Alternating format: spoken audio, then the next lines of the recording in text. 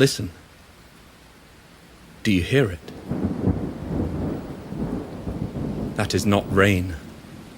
That is the sky weeping. Weeping for a secret it has carried for 79 years. A secret buried beneath the sand, beneath the silence, beneath the sworn oaths of dying men. July 1947. The high desert of New Mexico. A land so empty that God himself is said to have forgotten it. And on one storm-torn night, that emptiness was interrupted. Witnesses spoke of a fire in the heavens, a wound in the clouds, a shrieking, burning something that tore across the firmament like a blade drawn across the throat of the night itself. And when the dawn came, pale, trembling, afraid, a humble rancher walked out into that ancient nothing and found the impossible strewn across his land like the shattered bones of a fallen god. Metal that remembered its form, foil that could not be creased by mortal hands, beams etched with symbols older than language, older than fear, perhaps older than time. The military descended like locusts in pressed uniforms, armed men sealed trucks, whispers in locked rooms. And for one shining, terrifying day, on this day 79 years ago, the United States government told the truth. They said the words aloud. We have captured a flying disc. And then the silence came down like a coffin lid. A weather balloon, they said. A weather balloon. And the rancher who found it never spoke again. The officers who touched it were scattered to the winds. The files were burned, the witnesses buried, and the desert, yes, the desert, kept its counsel. But the truth did not die, my friends. The truth waits. It waits in the static between radio stations and podcasts. It waits in the eyes of old men who flinch at the word Roswell. It waits beneath the floors of hangars whose doors have not opened in half a century. And tonight, on this, the 79th anniversary, I'm going to tell you what really fell from the sky that night.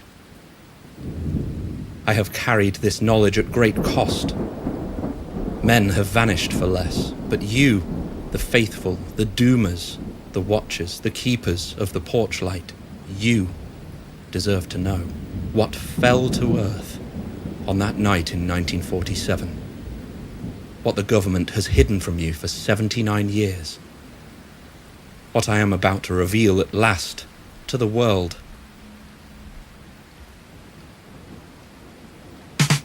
Is going to have to wait because we've just hit our ad break.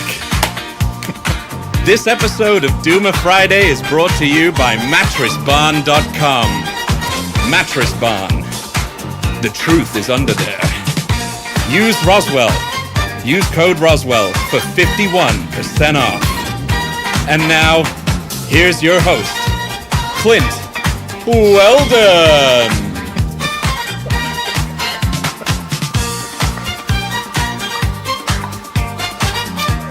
I can't follow that. That was brilliant.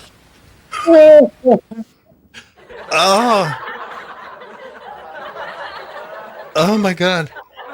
That was awesome. Oh, shit. Welcome back to Doomer Friday, Wednesday edition, Xander's birthday edition, and triple bonus points, Roswell anniversary. If you haven't guessed, it's a very special show. It's a very special Wednesday. It's hump day.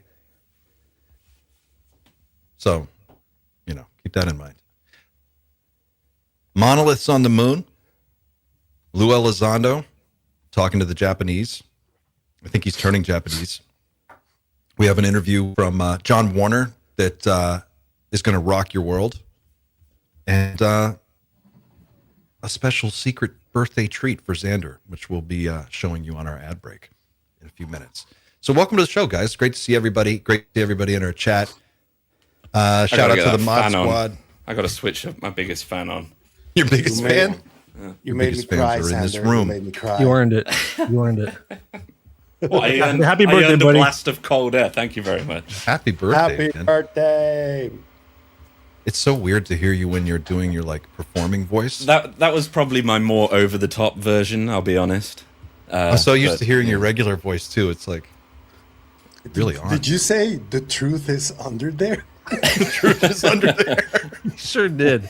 Is that real? done. Is that a real sponsor? Mattress Bar? Not yet. I'm hoping. I'm going to send this to them afterwards, and hopefully they'll pick it up. We'll see. I think that's the way it works. That's the way round it goes, isn't it? Yeah. You audition for the ad. The Mattress Barn account. Well, you could be, there's a whole, it's a big account. All right, guys, it's Wednesday. It's the anniversary of Roswell, but we've beaten that to death, and everybody kind of knows what happened to Roswell, so I don't think we're going to spend a ton of time on it today, but we have, I don't know, a couple other things that are much more interesting.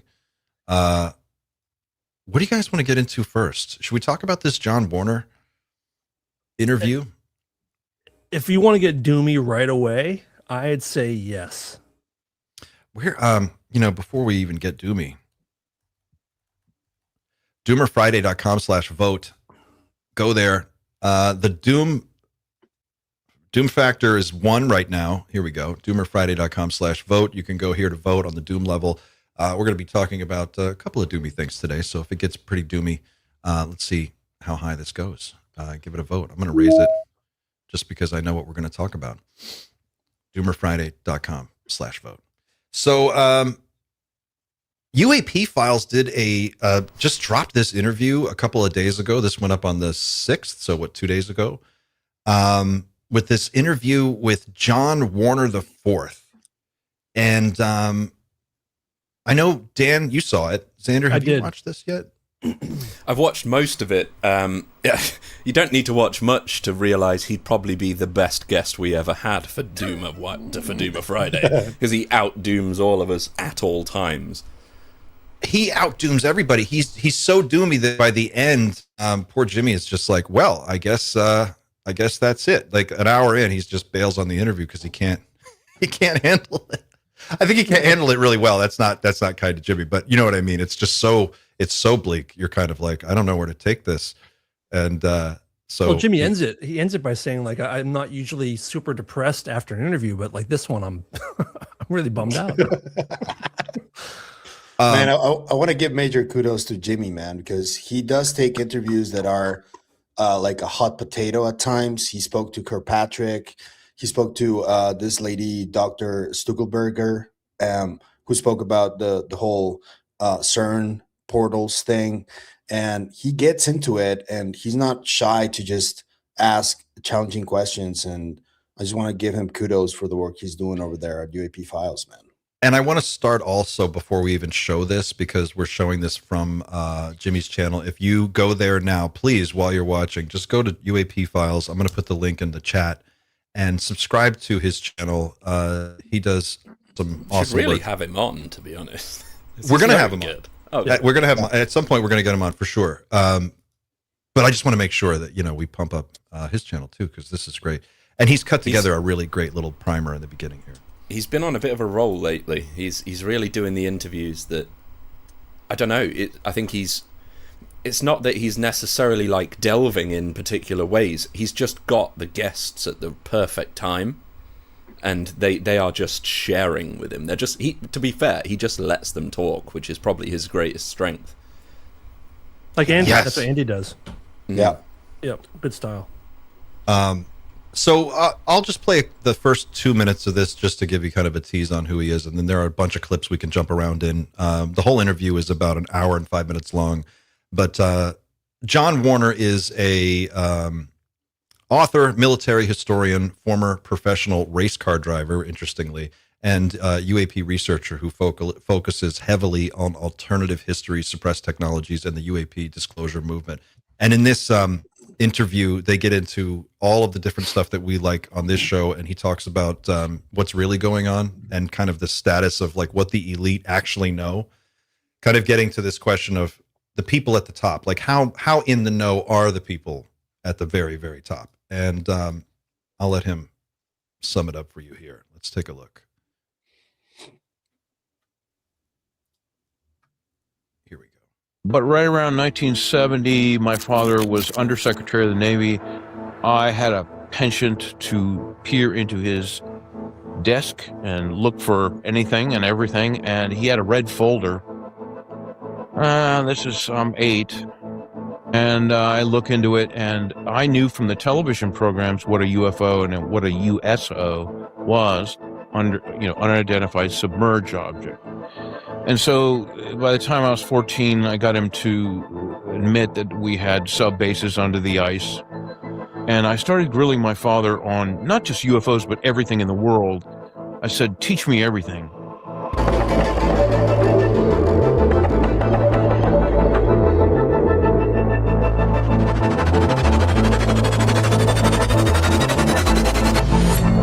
Chris Mellon and I had conversations. We had known each other when we were younger. And I said, how can I help you?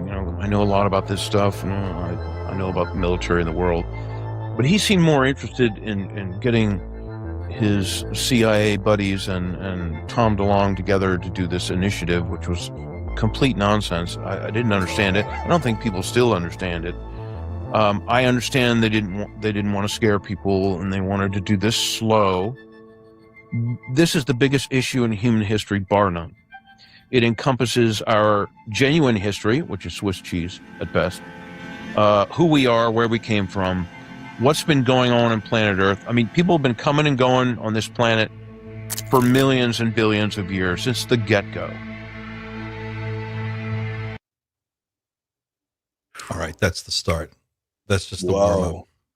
So, wow, this has been like a hub, an interplanetary hub of sorts. That's what he's saying, right? Did you watch it, Pavel? No, I didn't. Oh my I haven't God, yet. man. So his grandfather is Paul Mellon. His dad is John Warner III, a 5-term U.S. senator from Virginia and former Secretary of the Navy. And Catherine Conover Mellon, I guess is his mom, an heiress to the Mellon banking and industrial dynasty. That's who this guy is. He's the cousin of Christopher Mellon, the former Deputy Assistant Secretary of Defense for Intelligence and a highly visible architect of the post-2017 UAP disclosure movement. And he says in this interview, his basic broad strokes description is that the Earth is just a really busy, it's a busy hub. It's an island. It's an island, and a lot of people come here all the time. It's been going on forever, and we kind of, the human civilization sort of just emerged on this island, but the activity has been going on this whole time. So we're kind of just now catching up to what has been going on. And he says that a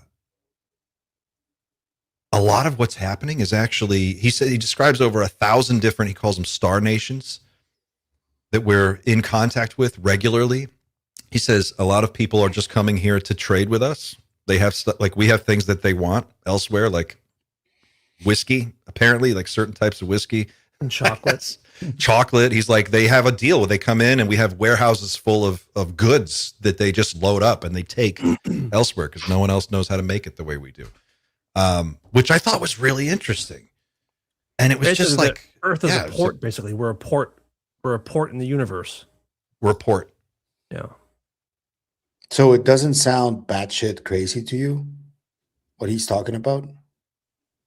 Actually makes perfect sense. It makes more sense than anything else I've heard so far, I think.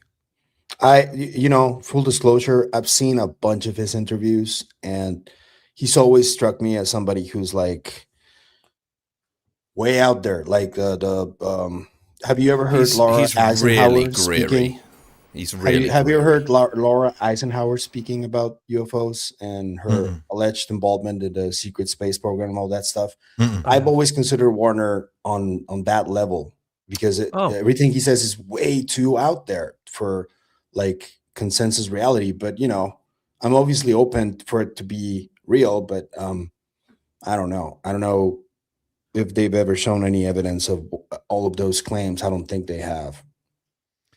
He fills in a lot of connective tissue between other weird stories that didn't make a lot of sense. And I don't know, like one of the things he talks about is the exotic weapons, the way that they get around. Like the deal with nuclear weapons is it's pretty straightforward. It's like, because this is a valuable hub of commerce and transportation, and we have water, we have all these things that people need. And when they're passing through this area, they can stop here, load up on supplies, and then move on wherever they're going. But there is a rule about us blowing up the planet. We can't do it. So the big nuclear weapons won't work, is basically his idea. So what we've done is we've kind of gone around that and developed all of these other weapons that are not nuclear, but are way more destructive in different ways. And I think there are just multiple, like, first of all, here's a question. Would this interview be so interesting to us if he wasn't a member of a very prominent aristocratic family? Probably not. And there are certain specific details that he mentions where, for me, it's just like buzzword after buzzword after buzzword, and Greer does it. And you can, in some ways, you could substitute their voices and you'd hear the same person. Like him and Greer, almost word for word, some of the stuff they were saying, especially on the whole, like the hidden cabal, transnational, I think was the word that he used, and when he starts getting into sort of quantum communication and talking about going to Mars in 40 minutes and then the edge of the universe the edge of the solar system in like half a day, I'm like, where are you getting that from, mate? Like, you're either pulling that out your ass, or somebody has, from inside the Legacy program, has told you that. And I don't think it's the last thing. I don't think it has to come from Legacy. If that were true, I don't think it would have to come from Legacy necessarily. I just don't know what sort of science he's pulling from, and I'm acknowledging our science must be incomplete to make sense of this. But I think it sounds like he's pulling from just family connections. Yeah. Like he's getting his whole And thing rumors. is like, my dad is in the system. He's like, my dad told me this is how it goes. This is what they do. He's like, I mean, you can choose not to believe me, but basically his whole pitch is like, look, I used to sit and talk to my dad for hours about this stuff. And we watched Star Trek with his dad. He was into UFOs with his dad. So the two of them had this connection. And he would ask him, and he says, anytime the answer, we had a father-son code. Anytime I asked a question, the answer was yes, he would just sit silently and look straight at me. And that's how we would communicate. So he wasn't telling me no. He was saying, this is what's going on.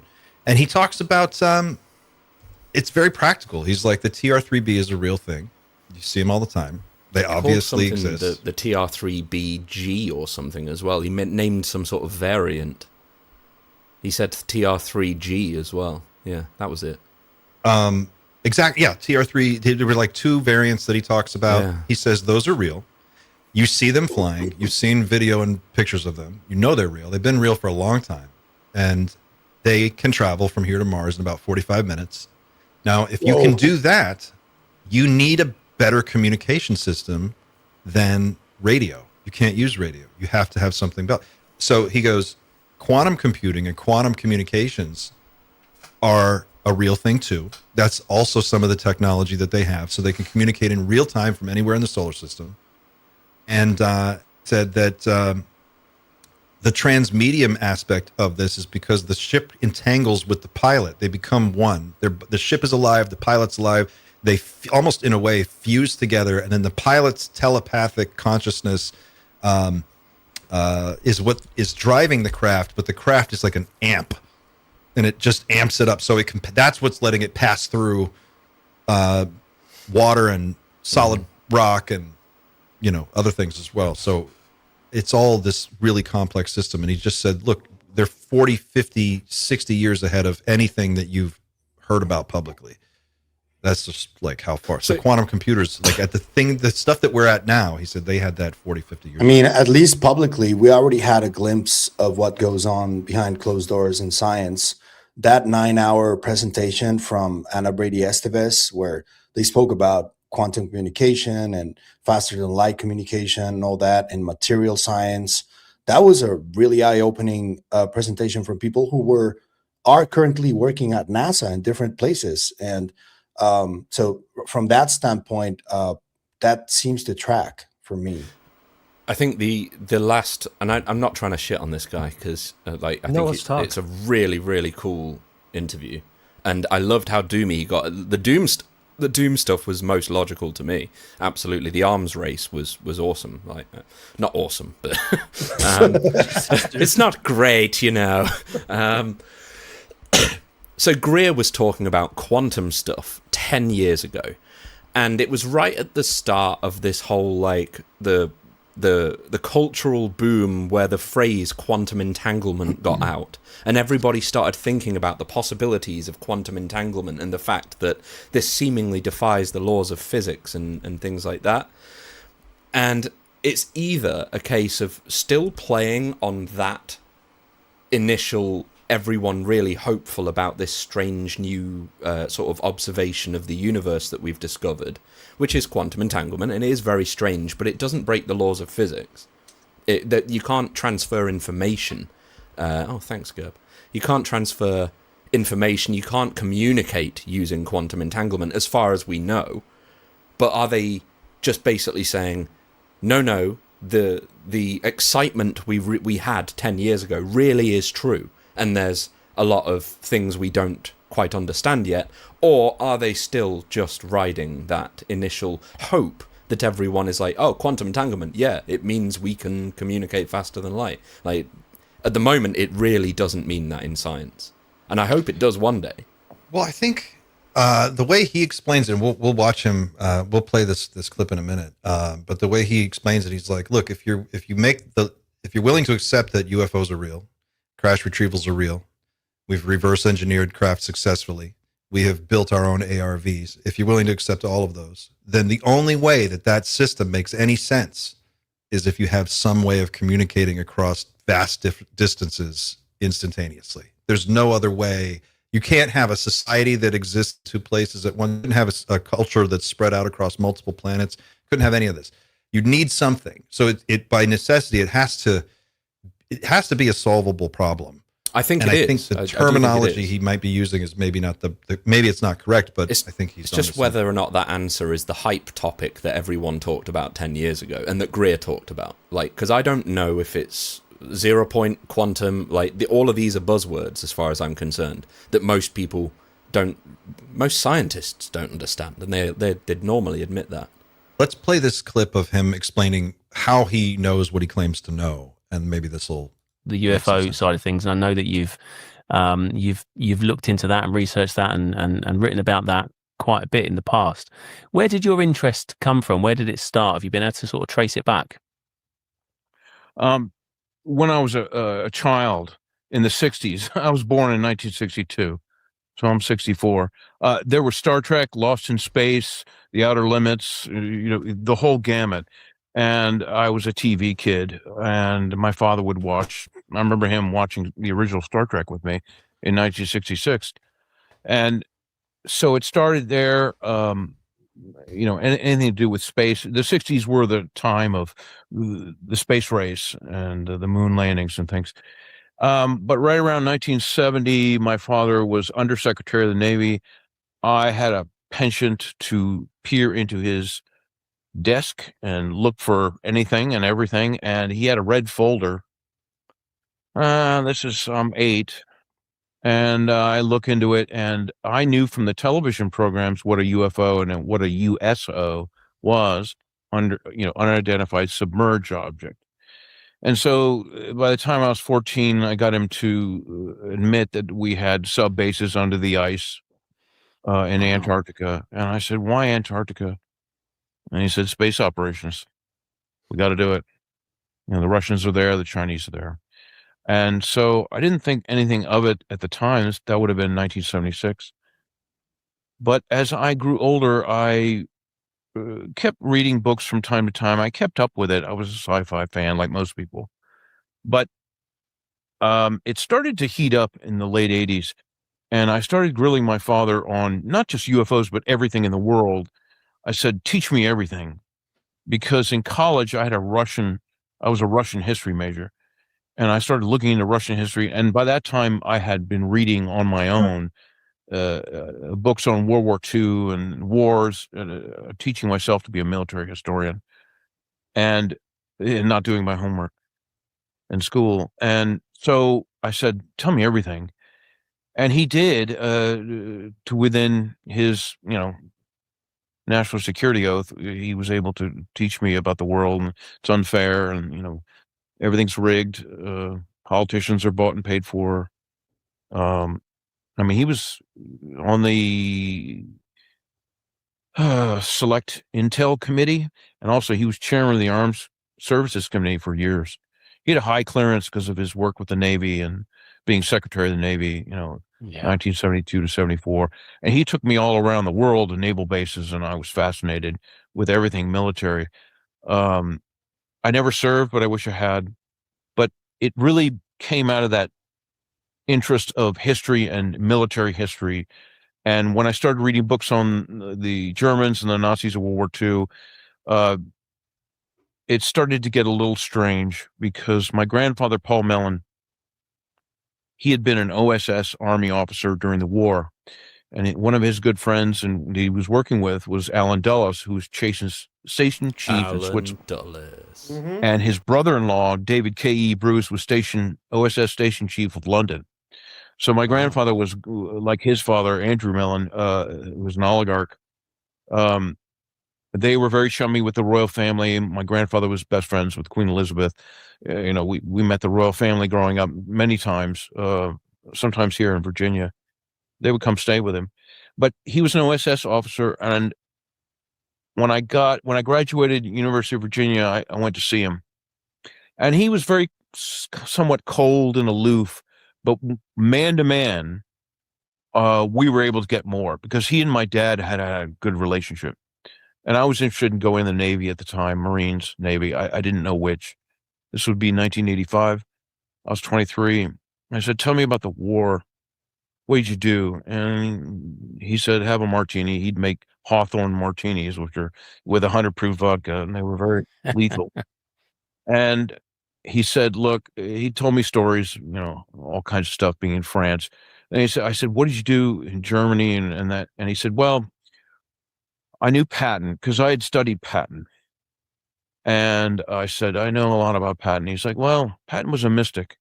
And the reason they hired me and others like Carl Jung and everything into the OSS, which is the forerunner of the CIA, was more military in World War II. It was on the aegis of the Army, G2 intelligence. But Wild Bill Donovan had independence because my grandfather fox hunted with Patton, George Marshall, and Wild Bill Donovan. I have a picture here of them. Hold on. Oh, this is where he disappears for about 20 seconds. I know you can't see it well, but it's George Marshall and General Patton fox hunting here, Wow. 20 miles away. This fucking guy knows what's going dialed on. in family. This is as dialed in as it gets, people. You know what the problem? problem with that is, Clint? That first of all, Mel pointed out something very important here. That most of the people he's talking about are dead now, so it's impossible to corroborate any of what he says. But the second part is we don't know what their secret agendas are of these people. We don't know what Mellon is really after. We don't know what this guy is after. So it gets really muddy when it comes to that. And I think I'm gonna have Jonathan Kaplan on the show next week. I'm gonna ask him about this guy specifically and the relationship between the Warner Mellon family and the Crown, because they do seem to have like at least a really long relationship, I think. So he might be able to tell us something. Wes Decker, thanks for the super duper chat. Just because someone has money and family connections doesn't mean their sites necessarily deserve more weight, including the irony of the super chat. Happy birthday, Xander. I actually disagree. Thanks, I think Big Spender. That's the guy I want to hear from. This is the guy. You're telling me your grandfather went fox hunting with Patton and knew Queen Elizabeth personally? met the royal family at your home, yes, I would like to speak to this person, please. I would like to know. Tell me. The wackiest everything. yet the most interesting stories come from these type of people, the elites. Well, that's And what I mean. I Like, think- I think that money and family is where a lot of the answers are for everything. Like, my dad was a truck driver for 40 years. He's not going to know more about UFOs than someone who worked in government for their entire life, someone who hangs with the royal family. Those people are going to know more about the truth about reality than anybody else, I think.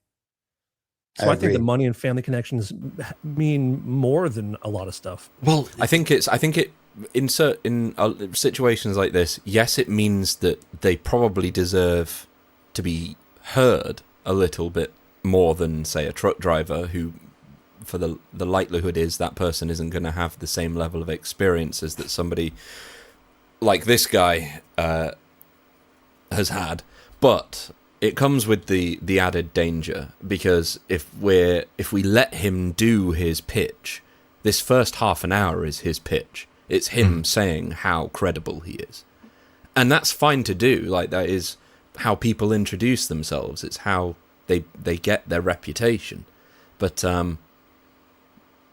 you have to kind of say, okay, I get the reputation, but we now have to take everything going forwards as one step at a time. Like, For sure. rather than, oh, but yeah, I if I remember how you described your relationship with your father, yes, absolutely, I know you're not lying right now. Yeah, that just doesn't work, unfortunately. I feel like it does. I feel like if Boys, some they're all cases- cobbling. I'm not just I'm pretty not trying, to convinced. be not trying to be contrarian, but I just feel like if he didn't explain all that, he would just come across like such a fucking lunatic with the stuff Yeah. he's saying, where you need to keep reminding people of the context of like where this information came from. But I know what you mean. I think his backstory matters a lot. I'll let me say it this way, reflexively, right? Like I'm reflexively suspicious of Elizondo. I'm suspicious of Jake Barber. I'm suspicious of all these fucking guys. Why? Because they are the first ones to tell you. They're like, yeah, we wouldn't tell you what we were up to. You know, Jake Barber is on record. He's like, if I were doing my job well, I would pretend to be something I'm not. And he told Jesse Michaels that. And Jesse's like, how do we know you're not red teaming us right now? And he's like, you don't. This guy's like, oh no, my dad knows all these people. They hang out at our house. Like, I don't need the money. I'm not interested in power. I've like, I got all that shit. Like, look at where I am. I'm just telling you how these people think.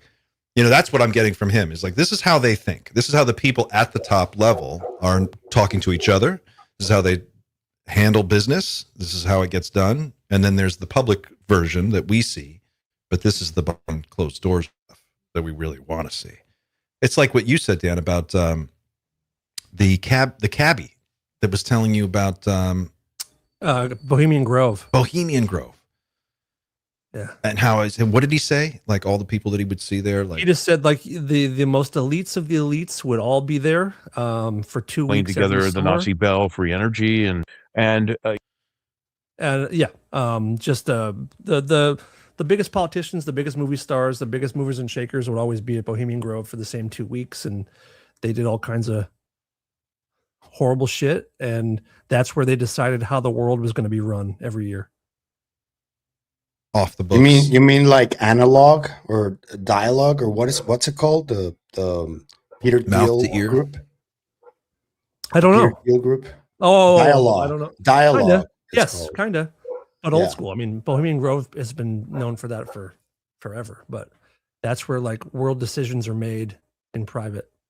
So this guy said, And that's what Warner says too. He says, like, we have these super weapons, like earthquake. We have an earthquake weapon. They've got what did he say? He's like, they can convert one type of matter. Everyone in the UK to silicon. yes. That's Yeah. strange. He's like, they have That's a a weapon. really strange thing to say. A weapon that can turn you into silicon, and they can just. And then we have handshake agreements with Russia, China, not to use these. I can believe that. I can 100% believe that, because I think they would have been used by now. Oh my God! Well, the earthquake one he claims has been used. That's what he said. He said that Fukushima was something like that, right? That's what he said. He alluded to it. He I don't think I got that far. You know, here's this next clip. Let me just go to this next clip real quick and take a look. gee whiz, the Tula Society, Hans Kammler, and the polluted story, but they needed, there were people who understood the occult, which just means people can debate that till the chocolate milk cows come home, but it's real. And they knew they had to have people who understood the occult, which just means hidden knowledge of the ages, like Manly P. Hall, Rudolf Steiner, Gurdjieff. So Carl Jung and my grandfather were very good friends. Mary Mellon, his wife, was good friends with him too. So it's a long, convoluted story, but they needed people who understood the universe, Vedic texts, understood, concepts like, the possibility of Atlantis and pre-Diluvian civilizations, and, gee whiz, the Tula Society, Hans Kammler, and Walter Gerlach and the boys, they're all cobbling together the Nazi bell, free energy, and trying to get discs to fly and weaponize atomic weapons. And also, if you can weaponize a plasma accelerator like the Nazi bell, blow it up. My friend Jack Sarfati and other physicists that I know, they're not sure, but they could probably take out an area the size of Switzerland. Where is So you're dealing with the he getting possibility plasma of bells weapons from? that make the Hiroshima and Nagasaki bombs look like child's firecrackers. And that's where we are today, because we've had 80 years of reverse engineering, crash UFOs and other things. We have weapons of mass destruction people can't even imagine. And there's an arms race. And that's my end of it. I'm working with several think tanks. I know the Steven Spielberg movie has just been released, and they talk about disclosure preventing World War III. It's tricky business. It's very tricky. It could easily cause it as well.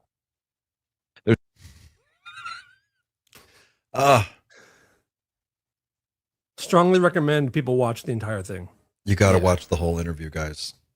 The ontological shock will come not from aliens, but from how little you control and know your reality. Thanks for the super chat. I'm down with that. Yeah, I don't know, man. I get the sense that he's not lying. That's the sense I'm getting. At least he believes he's telling the truth. Yeah. Whether or not what he says is actually true is a different question. And this also goes into the whole Freemasons and all that stuff. That's what I mean when I say they must all have like a different hidden agenda they're not telling people. A lot of these folks are part of like secret societies and like the Masons and others, and they don't really talk about what they do privately in public at all. So when they start being more public about that, maybe I can try to take them a little bit more seriously. But man, people keep saying, for example, just to give you an example, the Templars are no longer around. That may be true. The ones from the past era, the first Templars, no longer exist. But there are currently a couple of different Templars like groups that actually do exist. And they're very secretive about what they do. And some of them are even involved in these topics quite extensively. So, and I know that Mr. Warner is sort of part of that circle. So what are they doing in private? What are they talking about? And they're never going to talk about that, I don't think. Do you have any speculation as to what they are talking about, Pavel? Yeah, well, it's because I've heard like Tim Hogan, he was actually on with Chad on BrewFOs. Yep. And that was a really interesting conversation that they had. Shout out to Chad, who's in the chat right now. Well, he talks about some really wild stuff that they allegedly still have, like the remains of Jesus's lineage and like really wild stuff that would probably anger half of the population of what he says. But they can talk about whatever they want, but we need some proof of whatever they claim. I'm sure they're all becoming worried or trying to decide what to do about the power that the CEOs of some of these tech companies are now using to circumnavigate them entirely, because that's got to be a huge threat, because these for so long assets have been sort of land was your power, and now it's not the case anymore. Data is the power now, and these guys aren't really in control of their data in the same way that they're in control of the vast amounts of land that they own, and that power is now being concentrated in a very, very small number of tech CEOs that we should all probably be terrified of at this point. That would be my guess, is how do we navigate that's the conversation they're having. How do we navigate the future? How do we bring them on board? What can we offer those guys? Because they can pretty much do whatever they want at this point, the tech CEOs. What do you offer them? Yeah. For what? Wait, say that again. Okay. So what do people? What do this old money, let's call it, these families that have had money for so long, have so much land that they don't know what to do with? What do they offer to these tech CEOs at this point? That some of which are valued in the billions already. Arguably, Elon could be argued in a way a bit of a tech CEO. He's the richest man in the world by a huge margin. So what do you offer somebody like Sam Altman in exchange for? In exchange for the use of their power. Why would real estate? You could offer helping change laws. I mean, you could, if you're into politics, you can help with that kind of stuff. Right? Immortality, someone says. I think the people who are operating at this level are the ones who allow you to be Elon Musk. You get to be there. You get to occupy that seat. Do you know what I mean? Like they could make it so it's not him. It doesn't have to be. I think there's every chance that it has been that way for a very long time until recently. Because as we always talk about the AI singularity and stuff, and that there might come a time where we circumnavigate the need for NHI to help us develop technology. And it might be this sort of a similar thing. For the longest time, we've relied on NHI. NHI, for the longest time, I've said, yes, they're allowed to invent that now. They're allowed to play with nuclear power. But at some point, we might just unlock the thing that says we don't need to ask for permission anymore. And it might be the case that Sam Altman and all of these other, the Anthropic CEO, I forget his name, like they might be at that point now. Because the governing board that tried to fire Sam Altman couldn't. And that was an old money board. That was a board full of old men with lots of money. Mm-hmm. They tried to get rid of Sam Altman, and he was back within like a week. Because they just couldn't do it. These almighty powerful people could not do it. And now OpenAI is in a worse state than ever because it's under the control of one person. Yep. I don't know, though. I think that at a certain level, that's the appearance, right, that they would like to present. But at a higher level, there's like, you don't get access to the Pentagon's computer network unless you go through certain channels. Like, you don't just because you're Sam Altman, you don't just walk in the door. Elon has to jump through a few hoops so that he can get the contracts that he's getting to do the things that he's doing. So there's someone above that decision level that is authorizing those things and could just as easily take them away, I imagine. And I imagine that those are people we'll never know. Like the stuff that we just can't ever really see behind the scenes. I think it's partly the mid-level career intelligence people who never leave their post their entire career. That's part of those people who control classification, and also major corporations and old money families. That would be my guess of the ones who are like instructing Elon what to do and interlocking boards of directors with overlapping areas of influence and control and interests. Those are the people at the very top. If you want to look into those people, you got to look at Glenn Gaffney. You have to look at InQtel. Shout out Gerb. You know who I'm talking about. InQtel. Look at In-Q-Tel and look at the companies they invest in. Look at what's happening right now. Look at what is it? Psi.com, Matthew Pine's new company, new physics at scale, probably based on UAP, reverse engineered technology. I mean, geez, everything he's talking about in here, he even goes into the whole computer industry. He's like, the stuff that you're seeing right now, like the technology that's cutting edge today in the public sector. DARPA was doing that shit 30, 40 years ago. That's where it came from. That's how you get NVIDIA. That's how you get, data centers that we have today. This stuff is all very old. It's just that to do it at this scale in the private sector or in the commercial world hasn't been possible until now. Here's another clip. Take a look at this next clip. This is even, it just keeps getting weirder. And again, I'm sharing these clips from the UAP Files podcast YouTube channel. I'll put a link again in the chat for everybody to go there and subscribe. Please go there and support the channel. Here we go. What do you make of what's happening now then? Because it's, by the way, look at his body language. This is we're 23 minutes in. This is yeah. It's probably like 11:30 at night for this guy as well. Mr. Crowley comes on, they cancel it.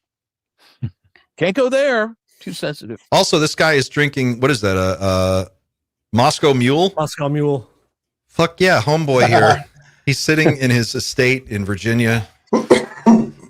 Send it, dude.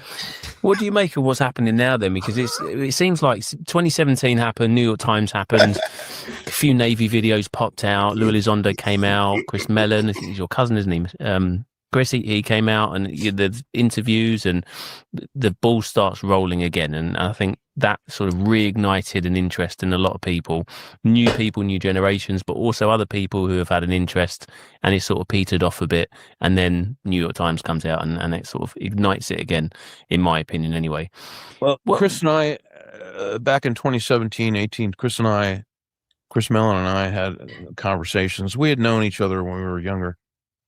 And I said, how can I help you? I know a lot about this stuff. I know about the military in the world. But he seemed more interested in getting his CIA buddies and Tom DeLonge together to do this initiative, which was complete nonsense. I didn't understand it. I don't think people still understand it. So over time, I started to realize, he was part of an intel team, the CIA, DIA, NSA, you name it, all the three-letter agencies, NRO, involved in something that was less than forthcoming. I understand they didn't want to scare people, and they wanted to do this slow and very conservatively and very, dot their I's and cross their T's, government specification. Okay, fine. But after 9 years, they've delivered not much. Some hearings, which were good. They brought a dead topic alive. I commend them for that. And I told Chris that and everything. But their initiative is very anachronistic. Avi Loeb and the astronomer and Gary Nolan and all these people, they're all team players. They're all connected to the CIA, Mossad, and everything. I mean, those are the people that you don't really want to bring you disclosure, because those kinds of people for the last 80 years are the ones that covered it up in the first place. Boom. And lied and lied and lied and lied for 80 years. Now, some of that's national security, and I understand that. I'm a supporter of the United States military and the British military, NATO. I understand all that. I've grown up with it. And I know a lot about what's going on in wars. I deal with it every single day.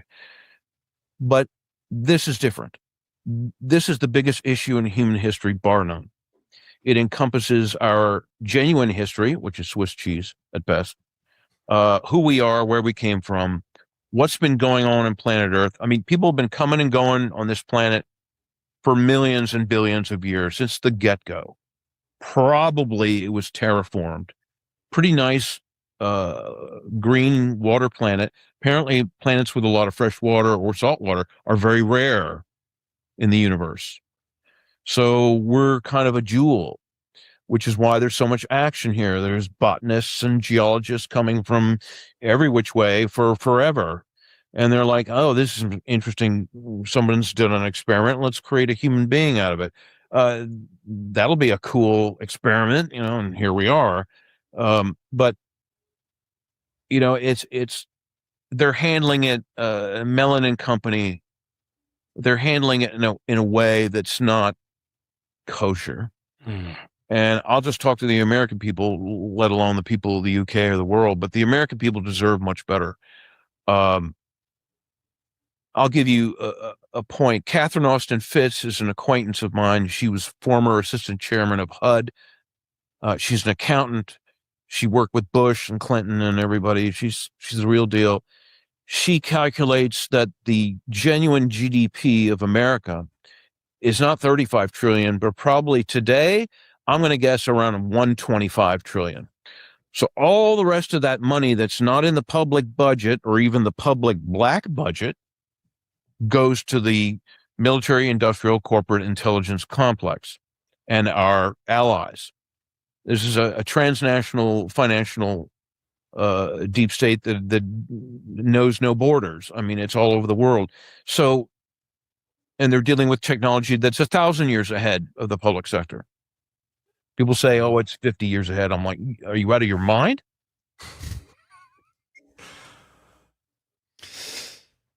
I mean, there he is. That's kind of what we've been talking about here, right? With Lou Elizondo, the disclosure czar, the weirdness around that whole thing. He's kind of saying it out loud. He's just saying, yeah, this is all a dog and pony show. Mm-hmm. It's so annoying because he's I think he's right in what he's saying, especially when he said, do we want these people running the disclosure show? Probably not. Like I think we've talked about that for probably the last 2 or 3 weeks at this point. Like, who do we want in control of that narrative? And I think he's, for somebody like him who is in a position to take advantage of all of the connections that he's been raised with, as he likes to point out, he doesn't have to be the one to say, don't trust those guys. He could very easily be in bed with them himself and be far further down the road. But instead, I appreciate that he's chosen to, I guess, stay on the outside of it all and say, yeah, we shouldn't trust the people that are currently running the show. But at the same time, does anybody get the feeling that it's possible that 90% of what Greer says is from this guy? Or the other way around, or they kind of play off each other, or do they have some sort of third-party source that informs them both? Because that was so much of what he just said is what Greer says, and has been saying for like a decade. And I don't think it's necessarily wrong, it's just, where's the source for this information? He talked about them coming here for all sorts of different reasons. They've been coming here since forever. Billions. Yeah. Well, think about it like this. Billions of years. It's like they terraformed the planet. Like, what? Where's he getting that from? Americans think the world started in 1776, right? Like, we kind of act like, well, nothing happened until we showed up, right? There's and a I pub feel like in my village that's older than that. Right. I mean, this is my point, right? So, like, I think that in one sense, the sense that we have now is, oh, there's nothing out there until 1947 or maybe 1933, when someone from somewhere far, far away made it here miraculously, and suddenly, oh, now we have this thing that's on here. He's just saying, no, there was activity before we got here. It's been ongoing. It's never stopped. That's what Carl Nell says. That's what pretty much everybody says. I mean, Elizondo, all these guys. Gary Nolan said it. I found a clip of him saying it at the SALT conference I was looking at the other day. And so this is it's a truck stop. We got water, we've got salt water, we've got a lot of different types of biological life. We've got all kinds of different things here that are useful for various different reasons. Who knows what their reasons actually are, but people stop here all the time. And he goes on and he says, look, they say there's like 4 or 5 different species. There's actually more like 1,000 different star nations that we deal with. Like, that was he says that number very flatly. He's like, it's more like 1,000. It's up there. It's a lot, which tracks. This stuff all tracks. Like, this is stuff that I have as much as I give Stephen Greer a hard time, I also have a hard time accepting the fact that we're just now learning all of this. Oh my gosh. Yeah, for sure. Look, like this Lou Elizondo clip we're going to look at in a minute where he's like, golly gee, can you believe it? There are structures on the moon. It looks like there's some shit on the moon. Wow. Yeah, didn't we see those images on abovetopsecret.com in the early 2000s? I'm pretty sure I saw that shit a long time ago. Yeah, this is now we're finding out. So now here we are 35 years after Gary McKinnon or whatever, and he's saying, "Oh yeah, come to find out, NASA had these Did pictures you all know?" I'll be goddamned. And all our guy Warner here is saying, he's like, yeah, by the time you hear it, that shit is decades old information. Oh, I can believe that. So we're now probably, with our knowledge of what's going on, where they were 60 years ago. Like, I mean, who knows? John Dean, right? My favorite guy, the turtleneck, Dean. Bob Dean. Bob Dean, not John Dean. I'm thinking Jimmy Dean, the sausage guy. Abe Froman, the sausage king of Chicago. Bob Dean said, what was it? Supreme Headquarters, Allies Forces. What was it? SHAEF Headquarters, Allied Expeditionary Force. The report that they had generated back in 1960, I think it was 66 or 65, somewhere in there. They said that they had established even back then that this was a well-established program that had been going on for a very long time. And there were all these different types of species that were coming here. It's hard for me to accept that we're just now getting up to speed. I just don't buy that. I really don't. It doesn't make sense. But Bob Lazar's whole story falls apart. If Bob Lazar in 1988 was in a hangar where they had like 4 or 5 different craft, and he was allowed to go into one, and they were already like well underway and taking these things apart. They had pieces of them in the workshop, and they were, looking at the drive and the different gravity emitters and how all this stuff comes together. This thing's been cooking for a long time. It has to be. Mm-hmm. For sure. Yeah. That's what they're trying to control right now. That's the disclosure they're trying to dodge. They don't want that all. I really don't think the technology is the big secret with all of this. I think it's the thing they're seeking to control. Absolutely. It's probably like the thing I'm least interested in. As much as I would love to like get in a ship and I would love to see a black hole up close. That would be just. I bet you would. Hey, come on. Happy birthday. Happy birthday, buddy. So what'd you get me, huh? I forgot. I lost my train of thought there. No, I think the harder conversation is so see, people agree. They say they want to see a black hole too. I think the harder conversation to have is what it all means for us as a species, more than anything else. Like I could accept quite happily that there are technologies I'm not allowed to make use of. Like I think there are some technologies I haven't got the maturity to handle, but it's the fundamental truths of why we're here, what made us, perhaps, and fundamentally, I think it comes down to what to like a consciousness question, which is a really difficult conversation to have if they know some stuff, which I think they probably do. Yeah. I think the consciousness thing is starting to make more and more sense. I've been looking at this Matthew Pines tweet, and I've been working on a video on it, and I did what I did yesterday. Actually, I had a sit down 2.5 hour meeting. It was only supposed to be 2 hours, but we went for 2.5 hours with Chad Ackerman from Brew FOs. His wife Laura is a genius. Apparently, she developed this in very, very cool system for working with Claude, and she through Claude Code created this file management system where basically you can develop an ongoing relationship with Claude, and it remembers everything and it stores data indefinitely on your own system. It's a very cool. It took 2 hours just to get my head around it, and I'm just scratching the surface. But her whole concept when we were talking about it kind of started with Dario Amodei and Claude and how that particular AI company is treating their AI.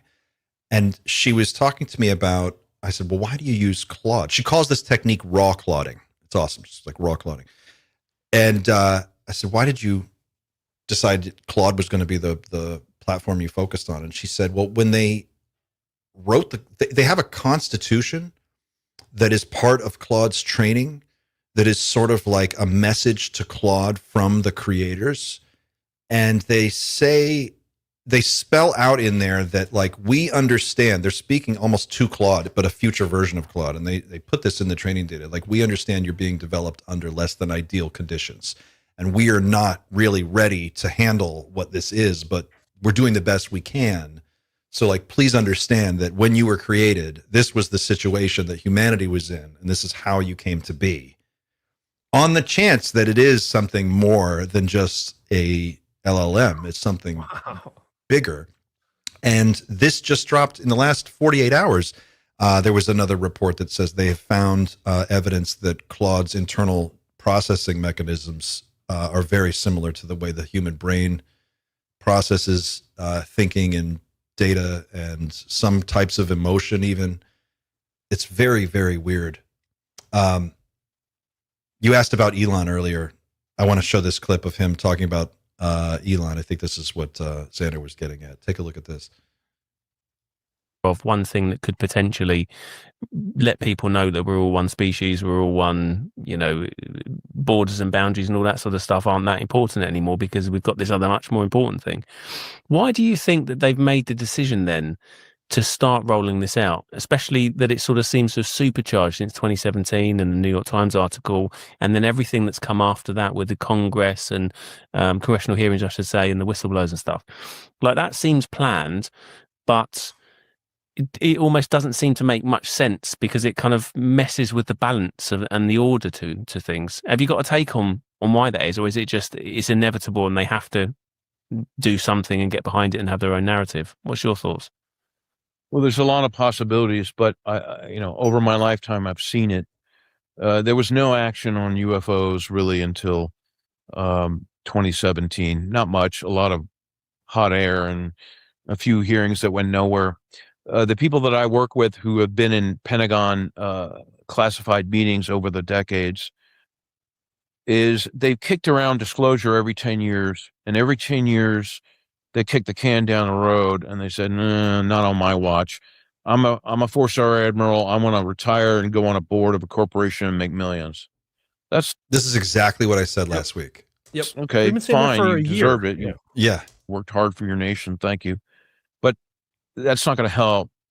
So they've kicked the can down the road. I mean, my father said they would, by God, they wouldn't do this unless they absolutely freaking have to.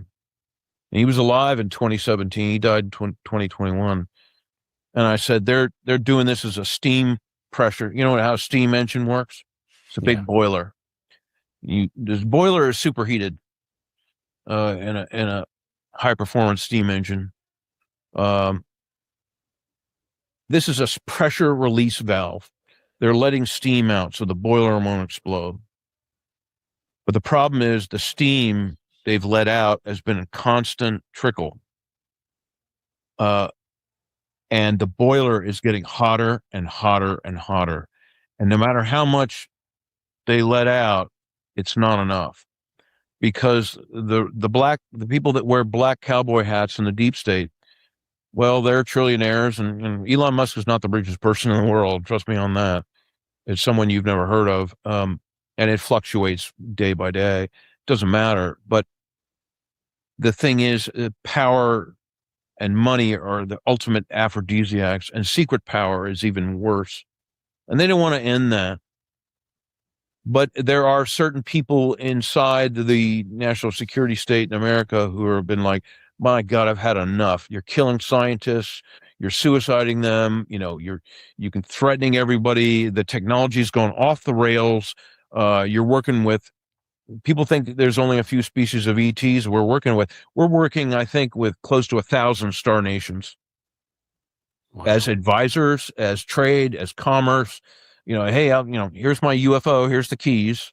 What do I got? And they pointed to a warehouse that's 10 miles long, and they said, anything you damn well please, and in any quantity you want.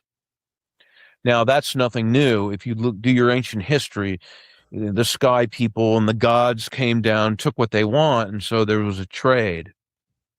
Commerce.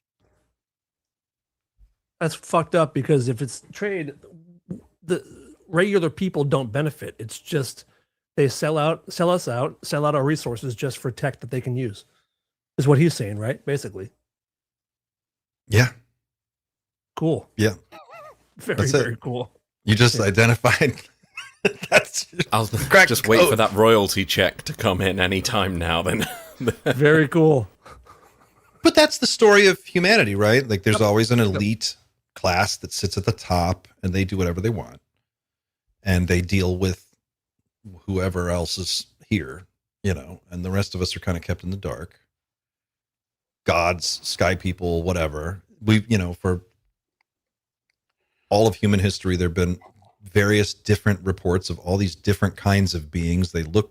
Sometimes they look the same. Sometimes they look different. Sometimes you see, people talk about something they saw once and we never hear about it again. And that makes sense. Why would it just be 4 or 3? As much as I kind of have to be a little bit skeptical about where he may have got this information from, the logic for me is sound. Like, if there's 4, there may as well be 4,000. It doesn't make a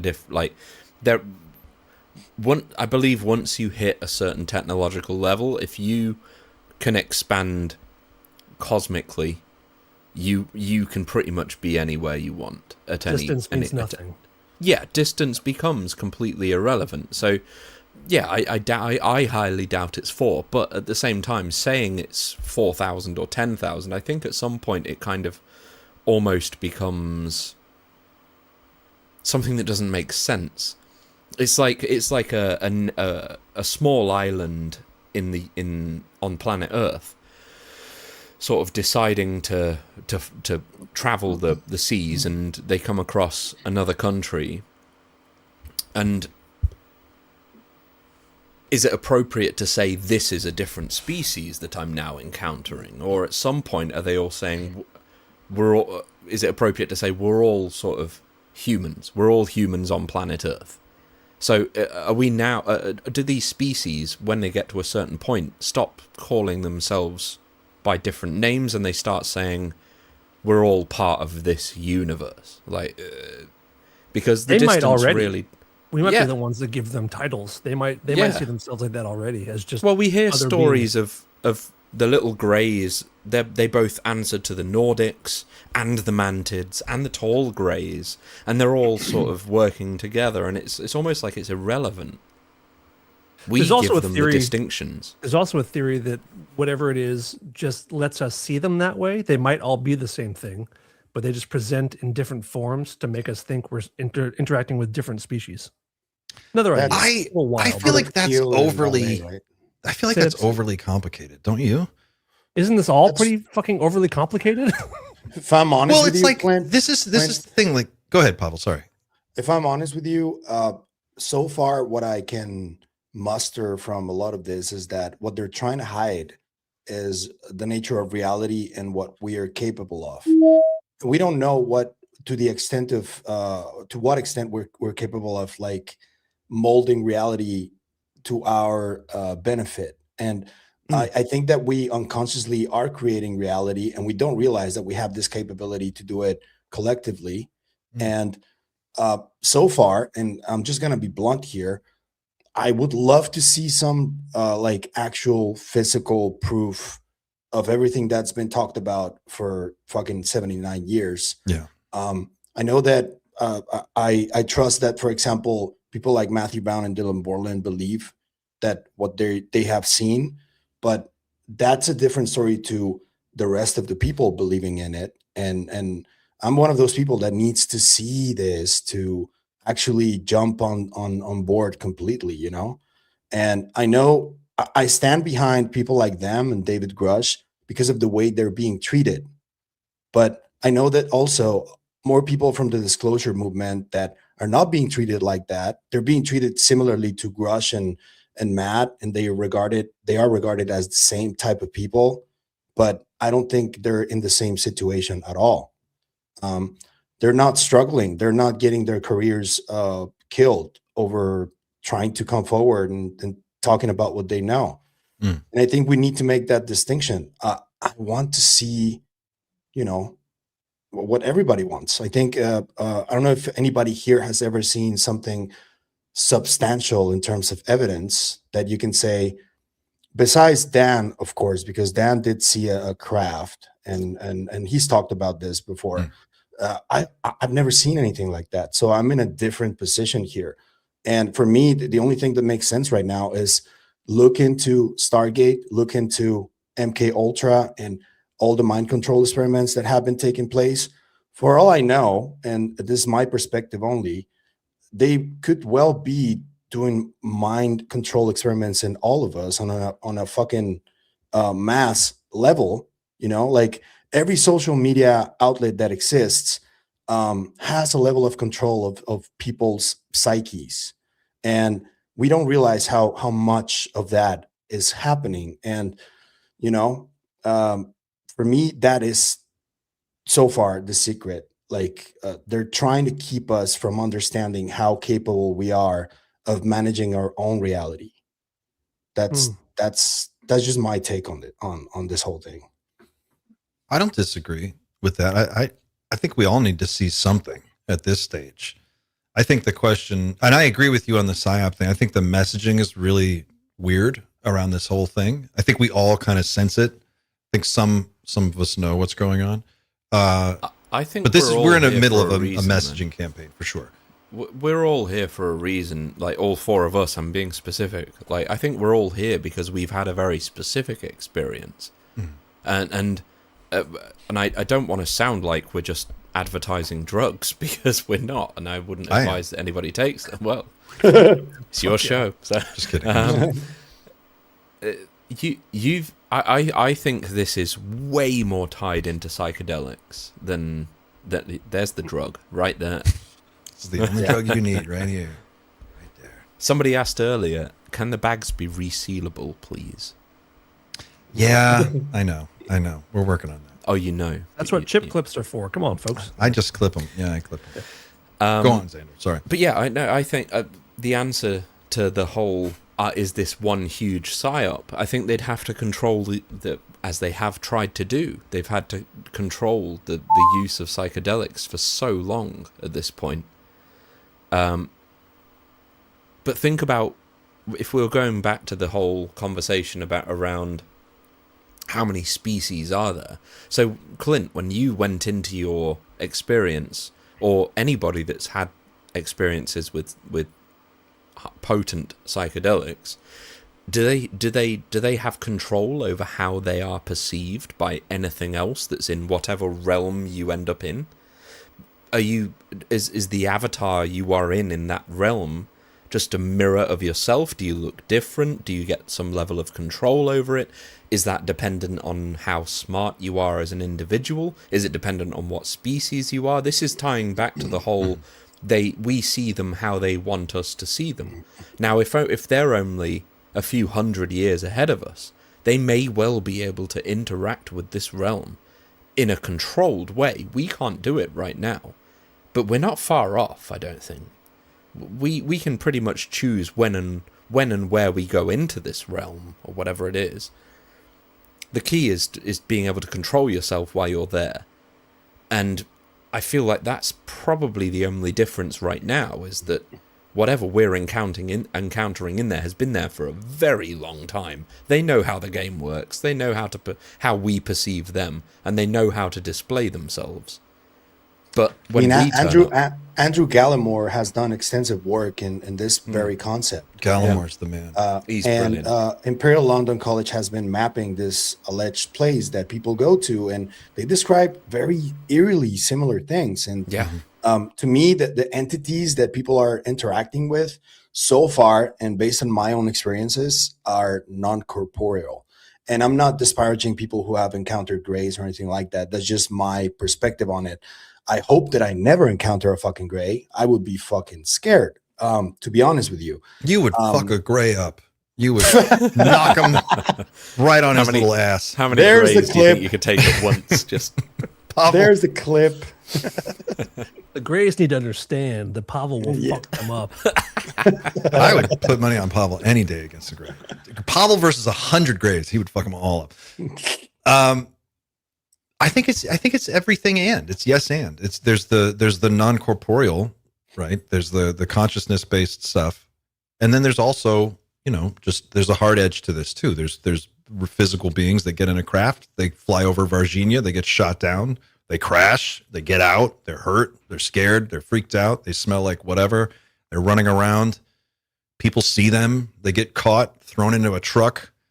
You know, there's real hands-on bodies, craft, technology. There's tools. I mean, Dan, you've been looking at this for a long time. Like tools, they've got tools that they use to do all kinds of stuff. Mm-hmm. Talk a little bit about that. What have you learned about just that stuff? Oh, I'm riveted by something especially called the compliance tool, which a lot of people know of as like the wand, which is something that that's what my wife calls. A lot of people talk about, you know, you wake up during an abduction or you realize what's happening and you start freaking the fuck out as you would. And they kind of just hold this wand up and you're instantly calm, or you stop fighting, you stop moving. It can make you feel certain ways. It can calm you down. It can freak you out. You know, I have a friend who is an abductee, and she, you know, I think I showed something that she drew recently. She had an experience where she had a tool that was used to do a procedure on her own son on a craft and stuff. So there's a lot of stuff that I would love to learn more about. You hear about crash retrieval teams, and there's certain jobs that are just to go in there and clear out all those instruments. Like your whole job is just to grab all the stuff that is loose. And when disclosure happens, that's the kind of stuff I can't wait to learn about, those kind of things and what they do, how they work, and what they look like. And it's fucking crazy.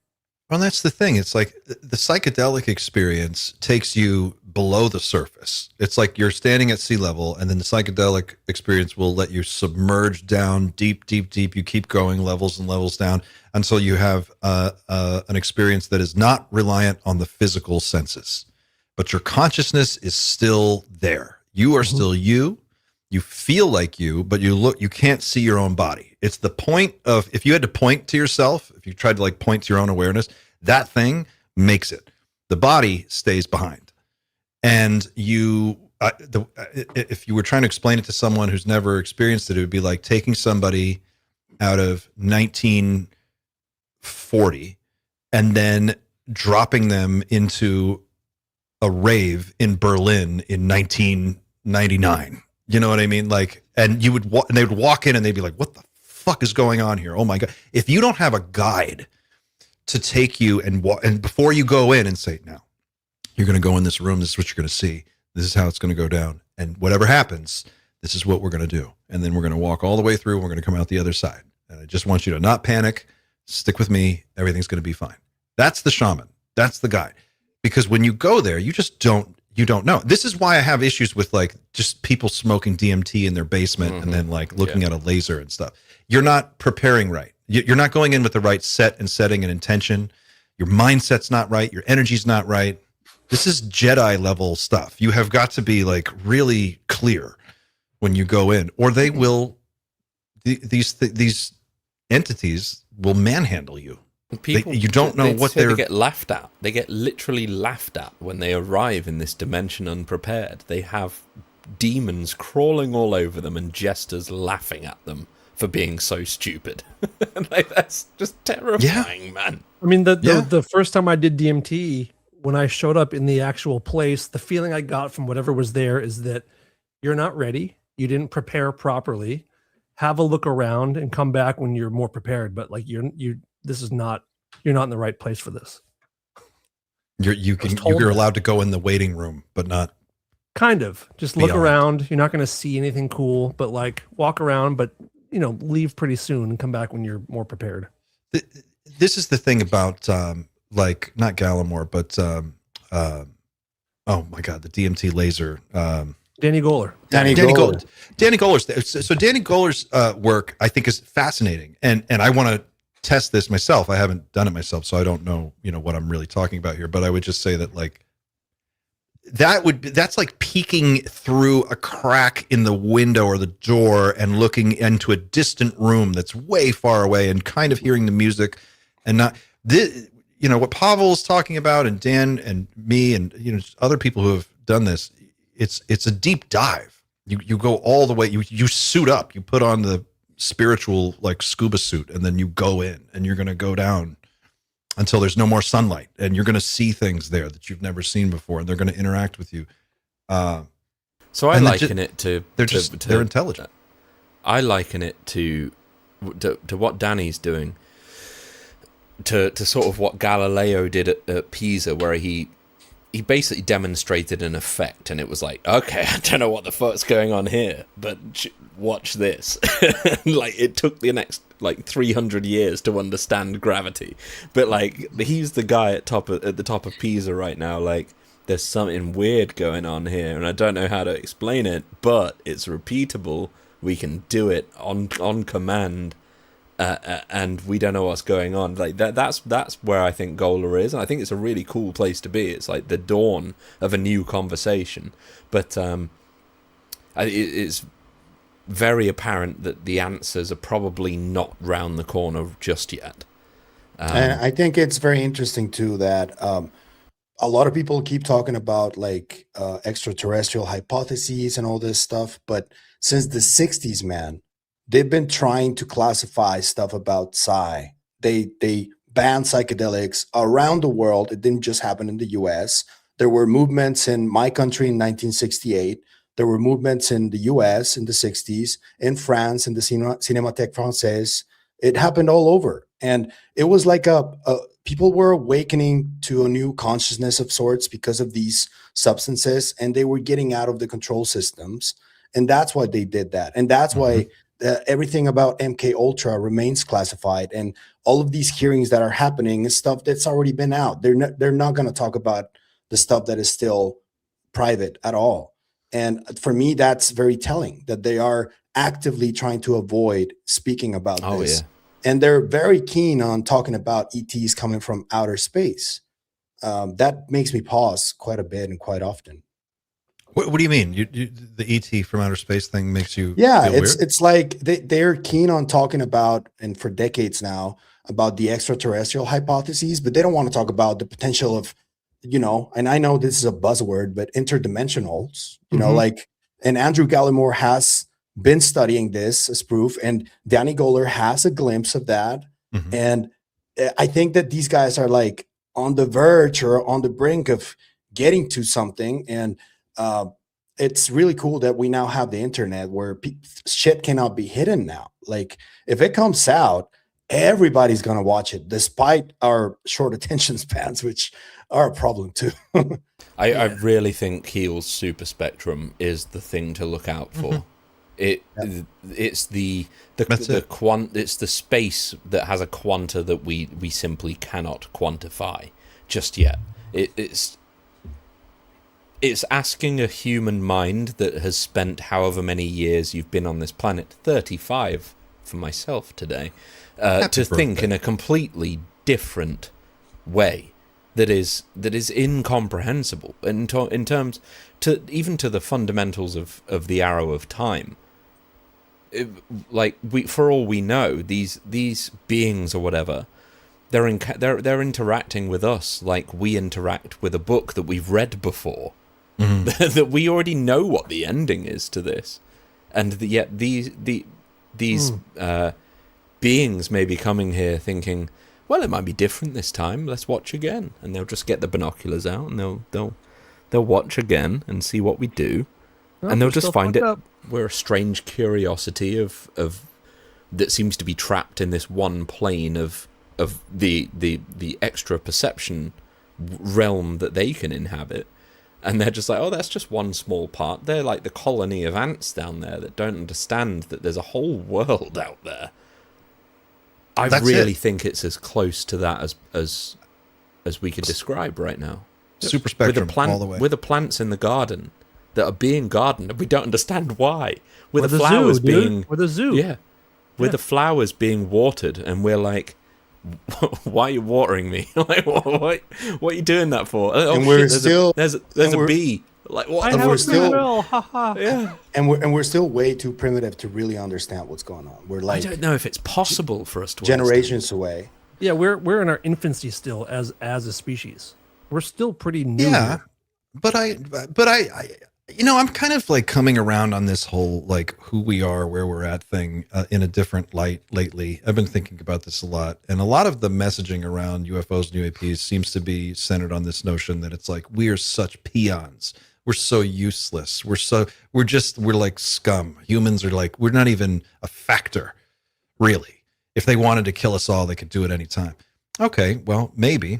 But is that what we're going to choose to internalize as humans? Is that what we want to bring forward? I mean, part of getting to a point where our consciousness is ready to step forward into this new reality, part of it is going to be, a big part of it, is going to be deciding what it means to be human. Literally just making the choice. What does it mean? What are we trying to do here? What is our moral code? That's an individual thing, but it's also a society thing. It's also, you know, it's kind of baked into how we perceive ourselves. And we haven't had an opportunity to develop that communal sense of like, of humanness, of humanity. We've been so divided and forced to like fight each other for scraps for most of our history that we've been prevented from achieving a level of unity that I think would be necessary to get us to the next step. This is what, you know, a lot of this stuff that Stephen Greer has talked about in the past, I think is dialed in on this very issue. Just keep people confused, keep them disoriented. And that is the control system and social engineering that has been going on for millennia, I think. Mm-hmm. So I actually think there's a different way of reading that. We're not sort of, you could choose to read it as we are completely helpless, useless peons that have no worth or anything like that. But I've always likened it instead to I've used the garden analogy so many times, but when you first buy a plant, you spend the first couple of weeks looking at it every single day, even though nothing's really happening. And then all of a sudden one day, something blooms and you're like, that is fucking beautiful. Like that, this little thing has just grown. And I think we're really in that stage where we absolutely require a lot of care and attention, and one day of too much sunlight may well be our downfall. But if we can make it through, and then we can be placed into the garden full of other species of plants that have done exactly the same thing that we're trying to do right now.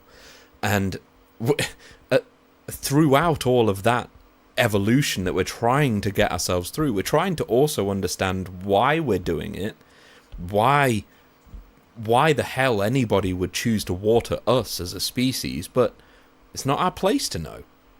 The plants that we water when we buy them from the garden centre and take them home, maybe we just think they look nice. It's as simple as that. They don't understand what that even means, but we do it anyway because we simply can. We can afford to do it. And I think if you were to give humans enough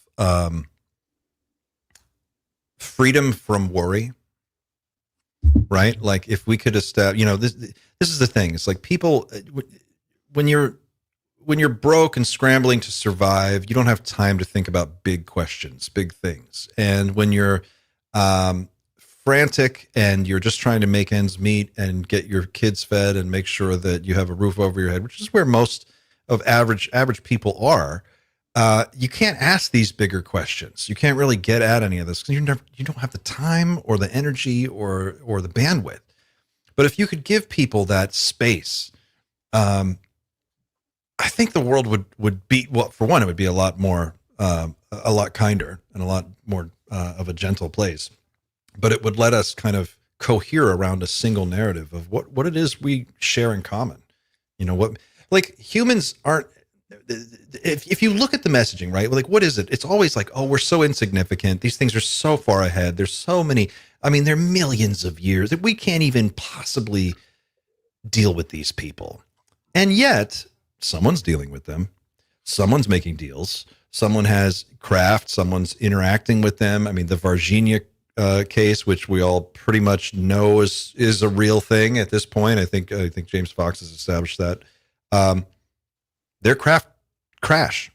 You know, these things bleed. They die. They get out. They walk around. They eat food. It's not so etheric that we can't ever wrap our hands around it or our minds around it.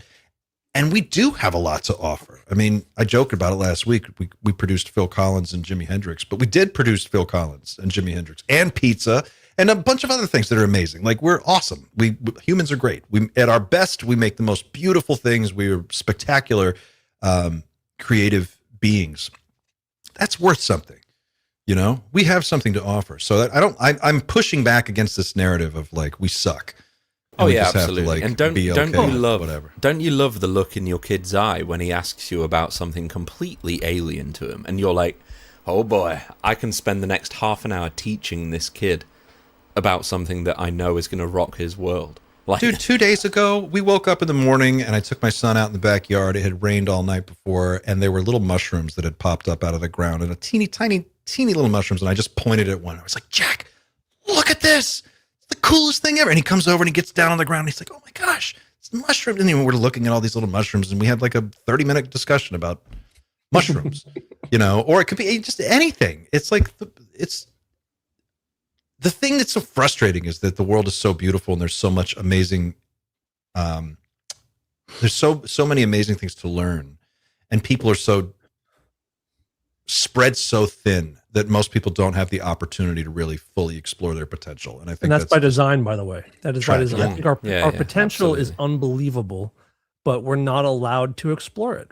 I think people are held down for a reason. You know, it's a tool. Fear is a tool, and keeping resources and money and food from people is also a tool. And we can't discover our own potential because we're not allowed to. But also, we're programmed. Yeah, we are programmed. But, you know, Clint, you're talking about all the great things that we do, which is all true. And we're capable of amazing things. We do amazing things. But we also, if we want to move up a level, we have to acknowledge the awful, awful things that we do. And, you know, the horrible thoughts that people have, and the horrible things people do. That is part of it, too. And we need to find a way to get through that stuff and stop. Like, humans as a people have made really, really bad decisions time and time and time again. I mean, this planet, yeah. This planet, it really is an amazing place, and it's so beautiful, and it still is, but we are trying our best to destroy it every single day. That's the thing that's so hard to keep, like, it's so hard to keep that in your mind with everything else that's going on. You are right, though. You're so right. Yeah. I think about like little moments, and you know, just everybody has these little moments. Like for me, I have these memories that just are like magic, you know, like riding my bike over the Brooklyn Bridge at sunset and watching the city skyline light up and seeing and feeling like I'm in a fucking movie, and it's just beautiful, and it's the most amazing, and you feel like you just want that moment to go on forever. Those moments are worth celebrating and preserving. And then you have like the genocide in Gaza, and you have like, you know, the World War II atomic bombs that we dropped on Japan and all the horrible things. But individually, you know, we're all capable of experiencing beauty and appreciating it. And I just think, man, they're keeping that from us. They're keeping the other side of this thing from us. They're keeping us locked in this weird mental hospital of a fucked up society. What I was going to say is that we're programmed to lose our sense of wonder since we're little. Sure. That's essentially, I think, what happens. And a lot of us don't really lose it that much, and we continue having it, but most people kind of do. And, sorry. And I was also going to say that I have to go to the bathroom really quick. I'll be right back. Cool. I'm still listening, though. I'm still listening. You know, kids are often scolded. Like kids are still scolded up for having. I say kids are scolded sometimes for having overactive imaginations. Like that's a bad thing. You remember, like I had friends as a kid where their parents would get mad at them for like being too creative or too having too wild of an imagination, and we should be nurturing that stuff and not trying to quiet it. And that's the first thing that comes back with psychedelics, your sense of wonder. Yes. You walk out and you go, oh my God, there's more. Yep. Yeah, there's more. It's not just you will spend a year just freaking out on that one realization. You go, oh, this is not it. There's more to this. So that's the thing that most people need. And that's what I think when Pavel says everybody needs an ego death, that's what he's saying. It's like you need a peek behind the curtain is what you need. Ego death, exactly, and that's not conducive to a good capitalist society. You know, a bunch of Buddhas aren't gonna buy a load of McDonald's every day. So that's the big problem, and that comes back to what are they really afraid of? And I don't think it's necessarily the fact that this technology could change the world. I think they could do that no problem, and they probably don't have much of a problem with doing it. They would love to perhaps supply the world with abundance of energy, but the baggage that comes with the acknowledgement of non-human intelligence perhaps teaches us something about ourselves that is a little bit more difficult for them to control.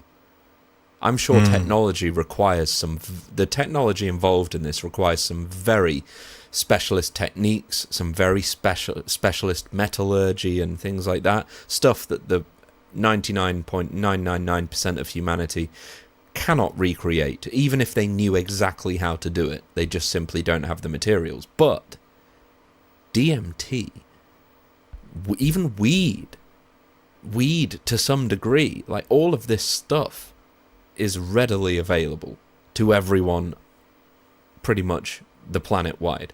And if we knew that the use of it, the responsible use of it, could lead to profound change, not just, yo bro, I found myself, like more stuff like the profound fundamental change that you've had, Clint, for example, the profound fundamental change that I would love to have might just be completely uncontrollable, because you can synthesize it for nothing. You can find it on your doorstep, and they can never control that. You couldn't get someone to join the military. Yeah, you couldn't get someone to stay in. You couldn't. That's bad. The first thing that happens is people, you realize how silly it all is. Once you see behind the curtain, you go, oh my God, this is ridiculous. This is crazy. What am I supposed to do? I'm supposed to work until I'm 80 and then die? Is that what I'm supposed to do? That's the whole point. No, that's ridiculous. And then you start to ask questions, deeper questions. And you're like, well, who's telling me, like how this all works, and why does it have to be organized in this way? And why do we have to, constantly be buying things? It's the whole capitalist paradigm falls apart when you start asking questions outside of it. And that's what they're afraid of. And that's why they're slow walking all this stuff. It's the fundamental walk. It's the fundamental truth that they need to try and navigate. It's not the technology, I don't think. I really don't. Well, look at all the technology we have now versus 50 years ago or 40 years ago or even 20 years ago. And it's like, the world, is it better? Overall, probably not really. Define, yeah, that's the thing. What's better? Is the world happier? Don't know about I mean, that how... one. I'm curious about you, what's the last guys. Piece of tech? What's the last piece of tech that really, really improved our lives? It really did. I don't know if the internet would be considered as something that improved our lives, because I think it was a double-edged sword, but I would say the internet. The early internet, yes. Current internet, no. This is the thing.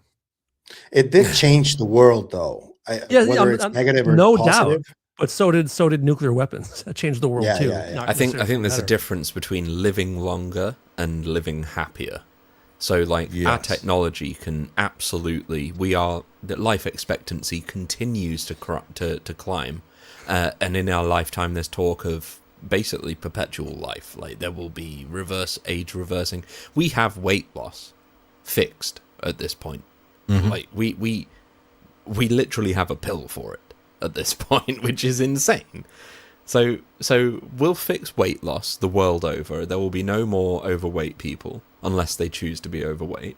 People need to die, though. This is another problem. Yeah, but people will continue to live for longer, but somewhat as a result of that, there will be a large portion of people that will continue to grow more unhappy as a result, because there will be just increased strain across every single world economy with an aging population that after a certain age doesn't work. So, and we just consume. We need more and resources. We'll just continue to consume. Like there was this paradox that somebody way back in the Industrial Revolution came up with. He theorized that if we made the use of coal more efficient, our energy consumption would actually skyrocket.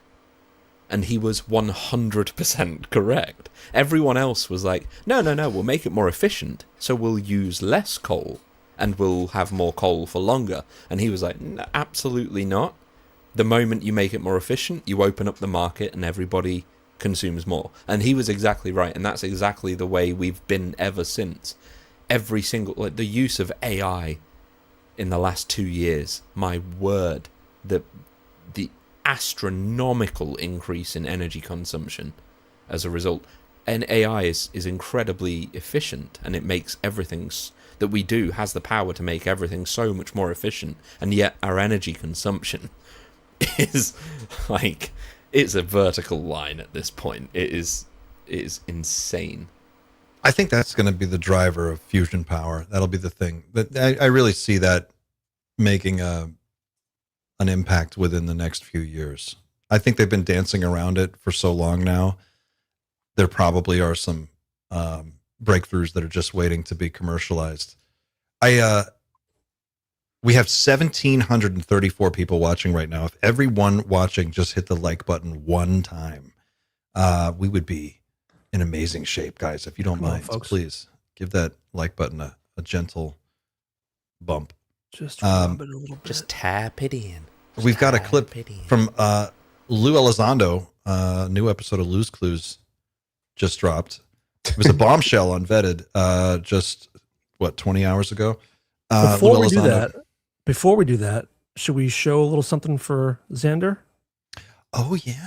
Maybe we should take our finger wag, Pavel.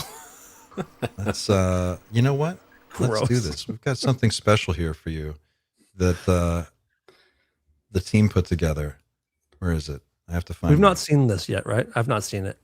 You have not seen it yet. Hold on. Let me find my... Bear with me for a second, guys, while I find this. So I spent the day having a sports massage because I'm 35 now, and obviously I'm completely broken. So that's the way it is from now on. Don't worry, it only gets better. It only gets better. Wait to the colonoscopy, man. It's going to be rad. I'll do it. I'll be first in line for that, yes. I'll do it. I volunteer as tribute. Get in line, buddy. Yeah, we'll get in there. Here's a quick inside of you. What we got here? Quick birthday video from the team here at Night Shift Global Command headquarters.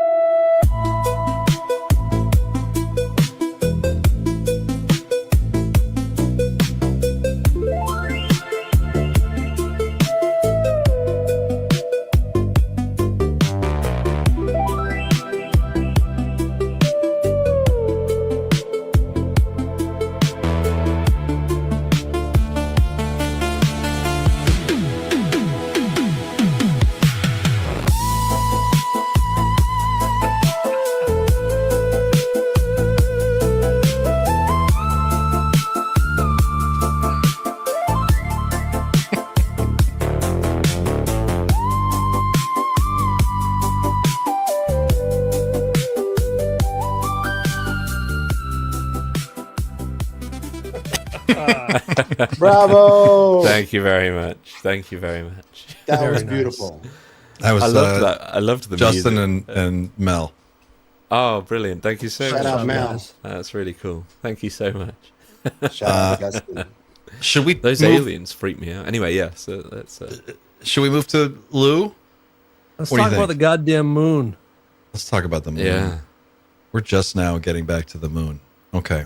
So Lou Elizondo did an interview with a group of Japanese journalists, I believe. And it's only got 1,000 views as of 16 hours ago. Is it really? It's not a lot, but everybody in our space has talked about it so far. I mean, I've seen it pop up on a bunch of different channels. So let's take a look at what Lou has to say. He's being asked here specifically about the moon, and he drops a little bit of a bombshell. I think you could call it that. Let's take a look. That's copyrighted, man. Oh shit! Sorry. Oh, Be careful. here we go. The possible NHI on the moon? Sure. Well, one only has to go back 1 month ago in our nation here, and our president had authorized the release of original NASA photographs and NASA transmissions. Now, before I begin, let me state that for the record, NASA, up until last year, had said publicly and officially that our astronauts see nothing in space and that there are no photographs of any type of anomalous activity. Last month, our nation made it available to the world that indeed a lot was happening with the Apollo 11 missions, Apollo 12, later on with further on Apollo missions, that astronauts were indeed experiencing strange encounters, phenomenon, but more importantly, that photographs have been taken from the surface of the moon itself that depicted very interesting objects above the lunar surface. Now, it's important to understand at the time, we did not have satellites orbiting the moon. All we had was the lunar orbiter, which was waiting to rendezvous with the lunar lander. And that was the only thing orbiting the moon. And what you see in some of these NASA photographs appear to be triangular vehicles, lighted vehicles. And NASA has now said for the record that what you are seeing in these photographs may indeed be real things. What? I Hold on. can't fucking believe it. Let me sit down. Hold the phone. We're not done. I'm going to wait for the translation, so that's going to go on for a few seconds here. けど中国 Okay. のというのはほとんどない、ルナーオービターだけでした。衛星のようなことなかったんです。 There's also photographs that I don't believe have been made public yet that show on the lunar surface what appear to be large monolithic structures with right angle cuts that appear to be on the lunar surface. And I believe those photographs, if they have not been released yet, may be released soon. But they are certainly very intriguing looking at these objects from space. 実は今 How does he know that they're going to be released soon? You're looking at the new disclosures are, my friend. What do you Yeah, mean, yeah, how does he know yeah. that? He knew that shit weeks ago. He's known this. So have you guys I heard thought of a Bill man Nelson called... told us that there was that NASA was going to get to the bottom of this. I thought Bill Nelson said, "Bet your bottom dollar, we're going to find out everything. We're going to comb the desert." We should probably look into that. I'm wondering if you guys have heard of a man called Gary McKinnon who said all of this a little while ago. Yeah. Do we have that other clip, Pavel, that you were talking about? From Carl Wolf. Yes. Yeah, that's an interesting one because and I did send it on, I think it was WhatsApp, so you guys might want to check that out. He spoke at the Dr. Greer's 2001 event, and he spoke about structures in the moon. He unfortunately died hit by a truck in 2018, but he was also talking about this quite detailed, actually. So you might want to play that one. Is it also just strange to anybody else here, like that Lou had a very, very close call on his motorcycle not too long ago? I'm sure it was nothing. I'm sure it was just a deer. It's just a deer. Oh, you think there's something nefarious in there? I don't know. A lot of people disappear. You A lot know of what I things think happen. though? Whenever something like that happens to someone, they start getting into the memento mori space, headspace, you know? Yeah. And I don't know, I think Lou is maybe um thinking about that quite a bit because that seemed to be quite a close call, man. He got really injured. I could just imagine, like, on this deserted highway at night, just two dudes in Men in Black, like holding on to this deer. Like, ready, Bill? Release him. Go. Cue the deer. Cue the deer. Truman Show style. And that was serious stuff, man. Those injuries were gnarly. Yeah, man. absolutely. I'm just suggesting that maybe, if this is a faction thing and there are different factions vying for control over the disclosure narrative, maybe one of them wasn't too thrilled with what Lou had to say or was going to say. I don't know. I can't prove it. I don't know, but it just seems weird to me. I think it's worth mentioning. But either way, I mean, he's here telling you, If Lou thought someone tried to take him out, wouldn't he have said that? I don't know what Lou would say. We don't know. It depends on how cloak and dagger this whole thing is behind the scenes, man, because it seems like in some cases they're going at each other's throats. People from within the disclosure movement, not just like gatekeepers. I'm not talking about those guys. And they like play kayfabe in public and like everything's okay. We're all working together, but the reality seems to be a little different than that. So I don't know. And if Lou is legacy, maybe he called for his own hit. You ever think about that, guys? You ever think about that? Come on, man. Think about it, man. Think about it. What's this High other idea. clip? So this is from the 2001 disclosure project in the National Press Club, I think it was, wasn't it? Oh yeah, this is early career. Shout out to Ice on Cinema. Yeah. And I will testify under oath before Congress that what I'm saying is the truth. My boss came to me. I was working in a color lab at that time. I was a technician, photographic technician. I was asked to go over to this facility on Langley Air Force Base where the NSA was bringing in the information from the lunar orbiter. And so I packed up some tools. I went over.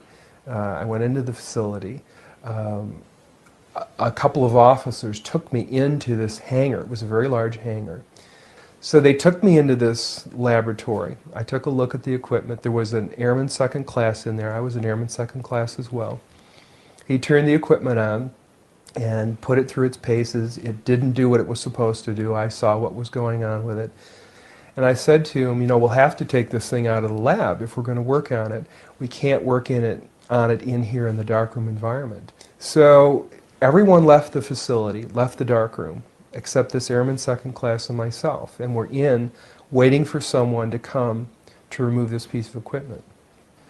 And at the time, I didn't know what the real purpose of this darkroom and this operation in this facility was.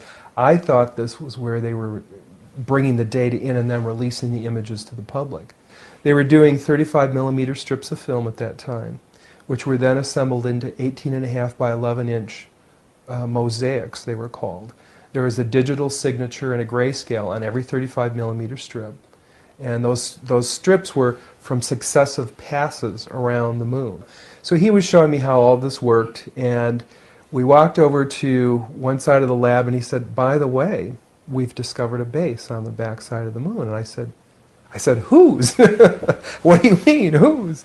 He said, yes, we've discovered a base on the back side of the moon. And at that point, I became frightened, and I was a little terrified, thinking to myself that if anybody walks in the room now, I know we're in jeopardy, we're in trouble, because he shouldn't be giving me this information. And then he pulled out one of these mosaics and showed this base, which had geometric shapes. There were towers, there were spherical buildings, there were very tall towers, and things that looked somewhat like radar dishes, but they were large structures. If I compare it to what I'm seeing now, because I do have photographs that have artifacts in them that are similar to what I saw, they're massive. Some of the structures are, half a mile in size. So they're huge structures. Some of the buildings seem to have very reflective surfaces on them. A couple of structures that I saw reminded me of cooling towers at power generating plants. They had that sort of a shape. Some of them were just very, very straight and tall with a flat top. Some of them were round. Some of them looked like a Quonset hut, with a domed kind of like a greenhouse. The particular shot that I saw, there were several clustered together over a landscape, a fairly large landscape. I didn't want to look at it any longer than that because I felt that my life was in jeopardy. Do you understand what I'm saying? I would love to have looked at it longer. I would have loved to have had copies. I would love to have, said more about it and discussed it more, but I knew I couldn't. And I knew that young fellow who was sharing this was really, really overstepping his bounds at that point. Yeah. I want to get your take, Clint, on whether you believe that guy. I do. Oh, 100%. He's so boring. 100. He's just a regular dude. That's a guy who was just going to work. That is Just a guy kind- telling the truth. A kind man just Yep. telling a story. He's not trying to blow any smoke. He's not trying to embellish it. He's like, this is what I saw. I freaked out. I left. That's my story. And So then that my was guy- recorded in 2005 or 6, that interview with him. And he's talking about an event that took place back in, what was it, the 70s? And I then like he that died his, of an accident in 2018. Yep. That which guy had died. to be mentioned. Yeah. What kind of accident? A truck hit him when he was like, I think on his bike or bicycle. I'm not entirely sure, but he was hit by a truck. He got John Macked. Yeah. Yeah. Maybe. I mean, people do have accidents. I mean, that's course. definitely.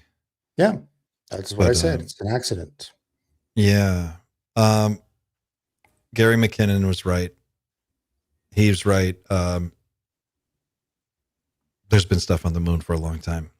I would be stunned stupid if we didn't have a military presence on the moon, if the United States did not have people or equipment already on the moon.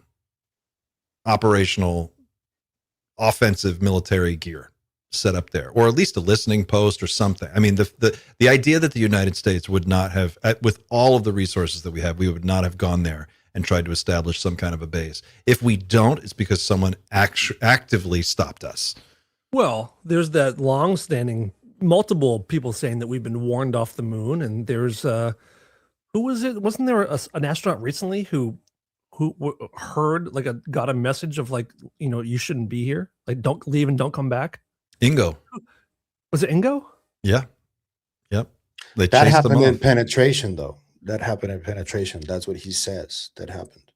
He said he was remote viewing it, and he saw people working on the moon. He's like, he described seeing what was going on in those buildings, and he said that they were actively mining. They were doing some kind of moving a lot of material around. They were mining. He said that as soon as he saw them, they saw him, and I think it was Hal who told him, "You got to get out of there," and he zipped But the out. one Dan is saying is an astronaut, isn't it? And From It the was- last Apollo, right? yeah, We from were a Jesse talking about Michaels him. interview with a Japanese dude. Yeah. That's what it was. Yep. An astronaut said that he got a message in his head or whatever that said, leave and don't come back. Here we go. Check this out.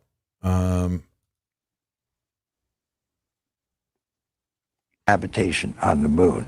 We can visit other people with their habitation. We can keep track. If there's something very important to be developed from the moon, I'm not sure what it is right now. And I sure think we should identify what it is for America to make such gross expenditures again for human habitation on the moon. We can help. We can join with. Together, we can explore the moon and develop the moon. We should go boldly where man has not gone before. Fly by the comets, visit asteroids, visit the moon of Mars. There's a monolith there, a very unusual structure on this little potato-shaped object that goes around Mars once in 7 hours. When people find out about that, they're going to say, who put that there? That was 16 years ago. And now you've got Lou yesterday. I gave you the clip in the private chat of Jesse speaking to this Japanese guy. The astronaut's name is Eugene Cernan. That's his name. By the way, I've never seen that Buzz clip before. You've never seen that one? No. Oh, it's good, yeah. right? He's just about to take his pants off at the end of the day. You really missed out. Now, he's talking about Phobos or Deimos. What's Mars? Which moon is he talking about on Mars? But he's not talking about our moon. But he's talking. He's saying the same thing. That's no moon. There's this big debate about whether we actually initially went to the moon perfectly on time with Neil Armstrong, Buzz Aldrin. Do you think that we went to the moon in 1969? Full screen it, Clint? もちろん言ってます。 And then, do you think there's anything we don't understand about that story? Did they see UFOs along the way? Because UFO を見たのは間違いないです。why are you sure? 僕はアポロ17号のキャプテンのジン・サーナン船長のと仲良くて自宅行って一緒に食事したりとか外でも食事したりとかしたことあって、ある質問したことあるんですね。どうしてアポロは17号で終焉を迎えたんでしょうか。でもその頃にはもう18号、19号作られてるんですね。なのにどうして17号でやめたんでしょうか。本当の理由を知りたいんですって聞いたんです。Why did they stop with 17? そしたら、彼の答えは、二度と来るなと言われたって。Really? ええ。これイヤホンじゃないですよ。脳に直接語りかけてきた。Mental download. Never come back again. And were any reasons for not coming back again that they cited? 頼むから、地球人類を邪魔をしないでくれって言われた。Why? 私たちの研究なりを邪魔をしないでくれ。私たちの活動の邪魔をしないでくれって言われた。例えて言うとですね、私たちが何か実験室で実験をしていると、猿がいっぱい実験室に入ってきたら頼むから出て行きなさいって言うでしょ。あれと同じことです。So do you think the extraterrestrials were using the moon as a way to research the Earth? 38万キロ離れた月からもうすでに観察はしてますし、あれは人工的に作られたものだと僕は思ってます。月自体が。で、あそこからずっと観察をしているか、あるいは彼らが必要なものを取り出したりはしていると思うんですね。で、非常に大事な場所だとは考えてます。で、自然にできたものじゃなくて人為的にって彼らが意図して作ったものだと僕は考えてるんですね。Did you ever ask Eugene Cernan, why don't you go public with this information? 彼が自分が亡くなってからこのことは話していいよということを言われたり、僕は彼から実は画像をもらったんですね。キャプテンが月の裏側を通過するときに一体何を見たんですかっていう質問をしたときに、構造物を見たと言われたんです。その構造物の一部の写真を僕もらったんです。興味がもしあるんだったらうちのお寺にありますから、後でお見せします。Yeah, the artificial constructions? You can show me those? Yes. You have photos? Yes. I'd love to see. That's amazing. There you go. Where's the photo? I want to see it now. And of course, we all saw them later that night. Clint, you can ask your father-in-law about this because in Peruvian culture, there is like this old script or tale of a time when there was no moon, and then people from the moon arrived, and the moon just like sort of parked there. And this goes into the whole story of Viracocha, who is one of the ancient deities of the Peruvian culture, and it's really interesting. You might want to ask him about it because it's pretty interesting, I think. I will ask him about that, actually. He's in the other room. When we wrap up here, I'll go talk to him about that. We're at Doom Factor 11. This is pretty... Is that because we're being watched from the moon? Yeah, I don't know. Let's go ahead and raise it again. 159 in favor of raising, only 8 lowered, and 12 hold. Go to doomerfriday.com/vote. Cast your vote. Are we going to stay at Doom Factor 11? So what do we think, chat? Do we think there are people living on the moon? Are we being observed from the moon? Is the moon an artificial space station? That's pretty crazy. That's a big claim, I'll be honest. Yeah. That's a big claim. But I'm asking Jesse right now if he ever saw those photos. Oh, yeah. I'd love to know what he actually saw. On Signal? Yeah. Yeah. Oh, if we get a response. Yeah, let's of course. If Ingo and Elizabeth April are to be believed, somebody in the chat's talking about Elizabeth April. There's an Arby's on the moon.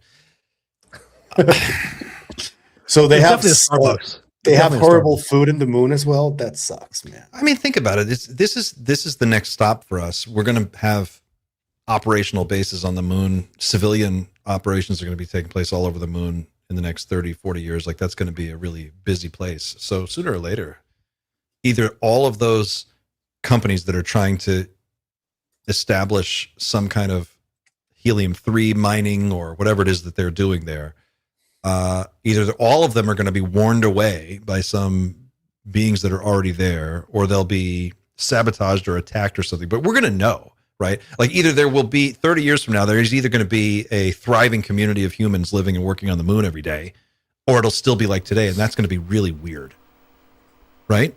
Yeah, it'll be like we just had to get out of there. Like, can't tell you why, but we weren't allowed to hang out there for any extended period of time. That general was talking about the helium-3 mining from China on the Sean Ryan show. That was pretty wild to hear too, from a general. Yeah. Oh, let's break this dam open, man. There's so many people now. Like, there's I hate the phrase "there's no smoke without fire," but come on, there's a raging inferno going on right now. That's what Warner was saying in that video. Is that like the steam? You can't. It's going to keep going and going and going. There's no real stopping it now. Well, look at the helium-3 is valued currently at between $15,000 and $25,000 a gram. Fuck. Which is about 15 million to 25 million per kilogram. This extreme because price. we love balloons. We love balloons on planet Earth, and we just really need more helium. I fucking love balloons. It makes your voice sound so funny. Yeah, literally. Every weekend, I'm just there buying balloons, and you can also every time fly. I say, "Yo, can I also get it with helium?" and they're like, "No." You can also fly if you fart. I heard. What? So there's a company called Interloon, and GeoExpro Analysis on lunar mining is a report that popped up here. But they're basically saying that helium-3 has applications in quantum computing and nuclear fusion. And balloons. But Interloon is the company that's trying to, let's see here. Here we go. Interballoon. Unlock $1 trillion space economy. So this is the unstoppable force and the immovable object, right? Like, there's capitalism wants the fucking moon, and it doesn't care that ET is already there. No, man, they want Mars. They want Mars. They're going to go for it. They're going to go, and they're going to either run into some resistance, or they're going to have an established industry, and we're going to be alive to see this. In time, Interloon will harvest other resources such as industrial metals, rare earth elements, and water to support a long-term presence on the moon and a robust space economy. Here's their media page. $6.9 million contract from NASA for lunar resource development. Well, that's not that much. I hate this shit. I hate Air this. Force. Who's going to harvest the souls? Well, they have the soul catcher up there already. That's already there. Oh, yeah, that's right. Come on, dude. Pay attention. The soul catcher. Keep up, Sander. It's just a little soul catcher hanging from the This rear is where view. I agree with Bill Maher a lot when he says, like, why are we spending so much time going to space? Like, let's fix it here first. Let's get Earth under control and then go explore the rest. That's a tough ask. It sure is. There's not enough money on Earth. They need to go there. Fix Earth. Get some balloon juice. Where's the article that's supposed to appear here? That says, like, what would the world look like with an abundance? Oh, there it is. Okay. Also, That was just a genuine question to you. That's all it was. They're asking you. They want you to apply. Current market price of 20 million per kilogram. Helium-3 is the most valuable resource one could harvest from space. By decade's end, Interloon will bring it back from the moon for commercial research and national security applications. Keeping today's primary applications of helium-3 in mind, we wanted to paint a picture of what the world would look like when we have access to all the helium-3 we wanted. In a nutshell, widely available superconducting quantum computers, more secure borders and ports, and low dependence on foreign energy, clean fusion energy to power Earth for 10,000 years, fewer deaths and illnesses due to early detection and treatment of diseases through medical imaging and therapeutic applications. It's quantum computing, national security, medical imaging, and clean fusion are their 4 main use cases here. As NASA Administrator Dan Golden said in the August 1992 edition of Final Frontier, think of the possibility 50 or 100 years from now when we have controlled thermonuclear reactions for generating power here on Earth. Tens of thousands of pounds of helium-3 per year from the moon could power the entire planet. So there you go. But they'll never let us do. I think they're not going to let us power the planet like that. No, they're gonna charge for everything. A lot of stuff could be great, but like they're not going to just let us do that. No, someone's going to mine it, ship it. There's going to be costs associated with it for sure. Of course. But what I'm saying is, like, if there's something already there and it doesn't want us there, we have all the incentives to send people there, and someone is telling us don't do that. So sooner or later, those two things are going to collide, or they're not. So we'll find out, right? I mean, that's my thinking. Maybe that'll be the threat narrative that's finally revealed when the time is right. There's shit on the moon, and for whatever reason, it doesn't want us to take advantage of whatever resources the moon might have. And maybe that'll be we need to go and conquer the moon to save humanity. That would be one hell of a movie. The Mooninites. The Mooninites. We're from the moon. The moon is awesome. Good throwback. All right, guys. I guess that's it. Do you have anything else? I'm out of ideas. I love the moment when Clint hits the wall every week. All right, guys. All right, guys. 2 hours. I got some breaking news in case you guys are interested. Oh, nah. We'll see you next week. See you Thanks next week. for watching. Keep looking up, and go on. So this comes from Burleson's office just a couple of hours ago. He presses the CIA and the FBI for records related to 1996 Brazil UAP incident. I don't know if that's going to lead anywhere, but he just posted this, and I can give you the link to the government website where there's the entire announcement of it. It's in the private chat in case you guys want to put it in the description. Oh, cool. All right. Private chat. Cole, idea. What if we humans dominated the galaxy with our violent tendencies and had to be defeated and essentially taken back to the Stone Age to be controlled? Sure. That's a doomer idea, not a high idea, bro. Yeah. I like it. I like it. Sent back to the start to try again? Sure. Suck Ray Ray? Am I saying that right? Of course you are. It's perfect. Suck Ray Ray says, no Trump speech today? Be neat if Trump said aliens were real. Some for the alien stuff, but also it would be historic if Trump told the truth once. Well, dude, by the way, start calling me Suck Ray Ray from now on. That's my favorite nickname.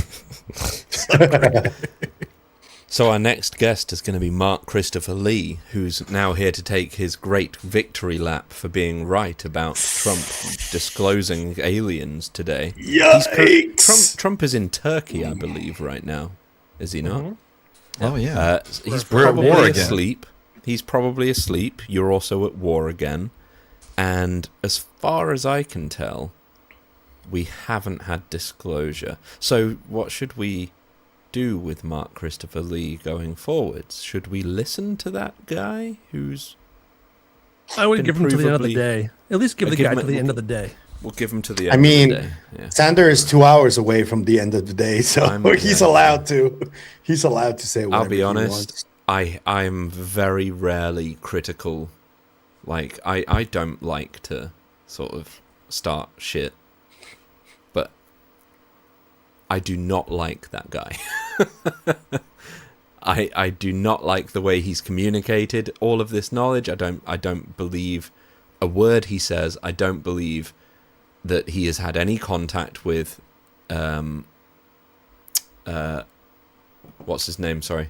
Bigelow.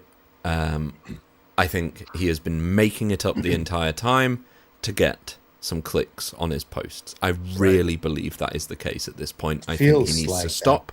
I think he needs to stop. I think he needs to stop pandering to this. And yeah, Wait, was he saying it was going to happen for sure? Is that what he said? Yep. He said Bigelow told him. Oh, yeah. Bigelow. Schmiggelow. And after he was told that that wasn't true by George Knapp, he then said, "Oh, I'm really sorry, guys. I must have been deceived." And then only, lo and behold, weeks later, he was saying the exact same shit. And he kept that same stuff pinned at the top of his account, regardless of the fact that it was demonstrably false. Yeah. And yeah, here we go now. Here's the obfuscation. Here's him saying, "Oh, it might not happen today. It might happen tomorrow or in a couple of days." He's doing the moving the goalposts very subtly here, but at this point, I do not like the guy. I'm sorry. I just don't.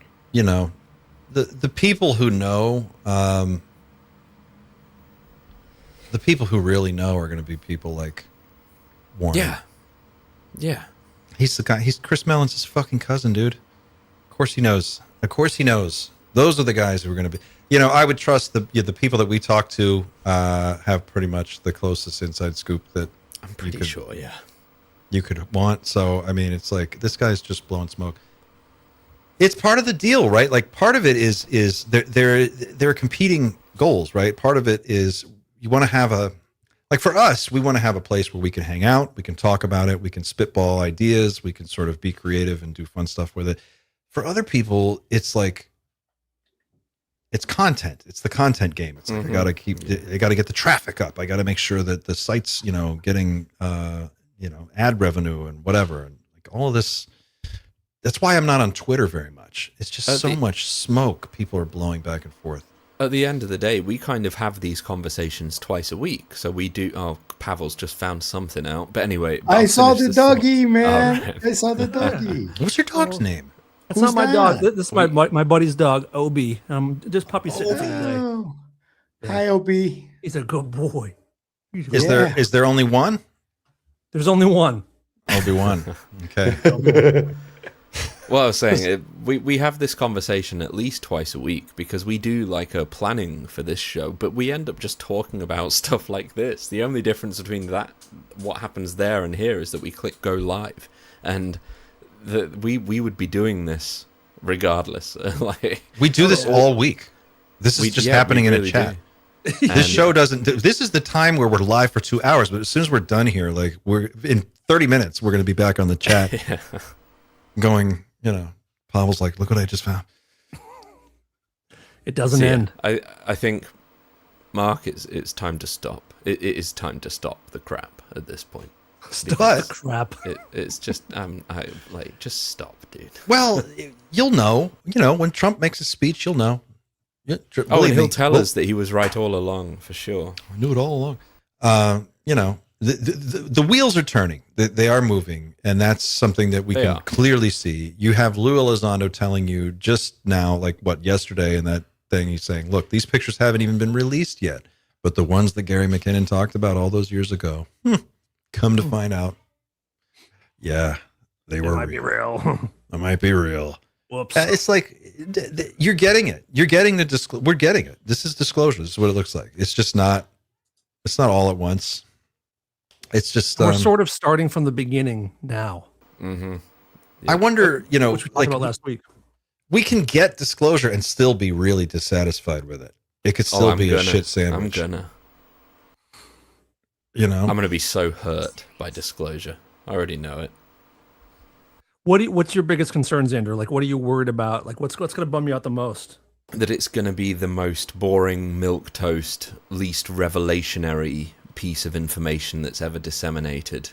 It will be marked by the news as the most important story of all time, but it will be just below the bare minimum of information that I would want. It will be something along the lines of, we have detected something. And it will, yeah, that will be the moment. I'm just like, okay, so they're saying there is something to this, but they are basically sharing absolutely nothing.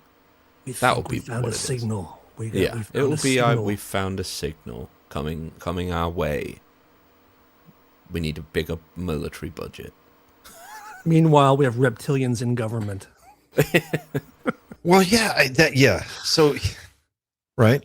There's also this whole hybrid thing. And then there's also like, you can see it. You can see the writing on the wall. You can see Matthew Pines, Skywatcher, Bitcoin Policy Institute, briefing members of the Senate. This guy is wrapped up in all of it. And he's telling you in his Twitter feed over and over again, he's like, NHI and artificial intelligence are two sides of the same coin. They're setting up all of their foundations. Gary Nolan, you heard Warner just say these guys are all team players. Avi Loeb, they're a part of this intelligence apparatus. That's why Chris Mellon is always out there. You know, he's sort of the architect. If he's not the architect, then he's at least the face that we see. There's another architect probably back behind him. Who knows? And you know, I couldn't prove this in a court of law, but I feel pretty confident that News Nation is a CIA operation. I mean, it seems pretty obvious to me. They stood up this whole news organization. They've got, you know, that is the source of this one faction. They have this whole source on lock, and that's all it talks about is this one thing over and over again. And it's what's powering this whole social media, you know, YouTube, all these creators, all of us out here doing what we're doing. We're doing it on the back of what News Nation does first. That's not by accident. There's a reason it's happening this way. Well, isn't the CIA, don't they want this to not be talked about for the most part? Or are they trying to get out their own version of it? I think it's more of trying to control it rather than stop it. And I don't know if it's entirely. the whole CIA. I think we're dealing with a faction. We're dealing with a small. That's why you're not seeing the whole media mobilized all at once, right? It's like that video that we've talked about where they're like, this is a threat to our democracy. Oh yeah, I know what you mean. We've shown it on this channel before, but I'm just going to make this point really quick. So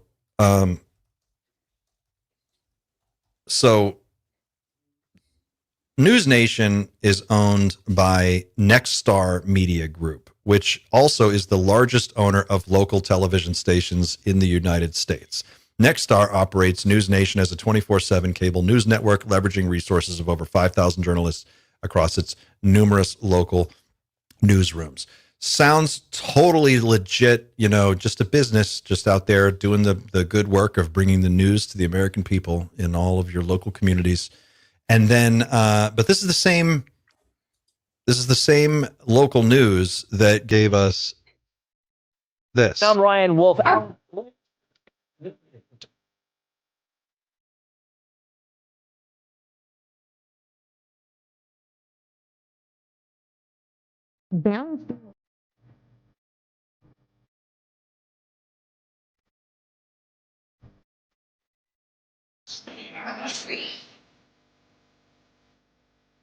New.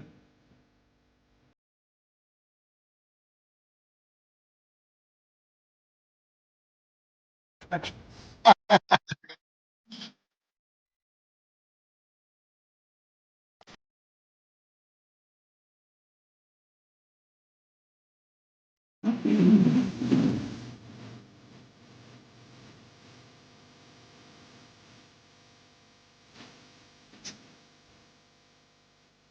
is dangerous. Huh?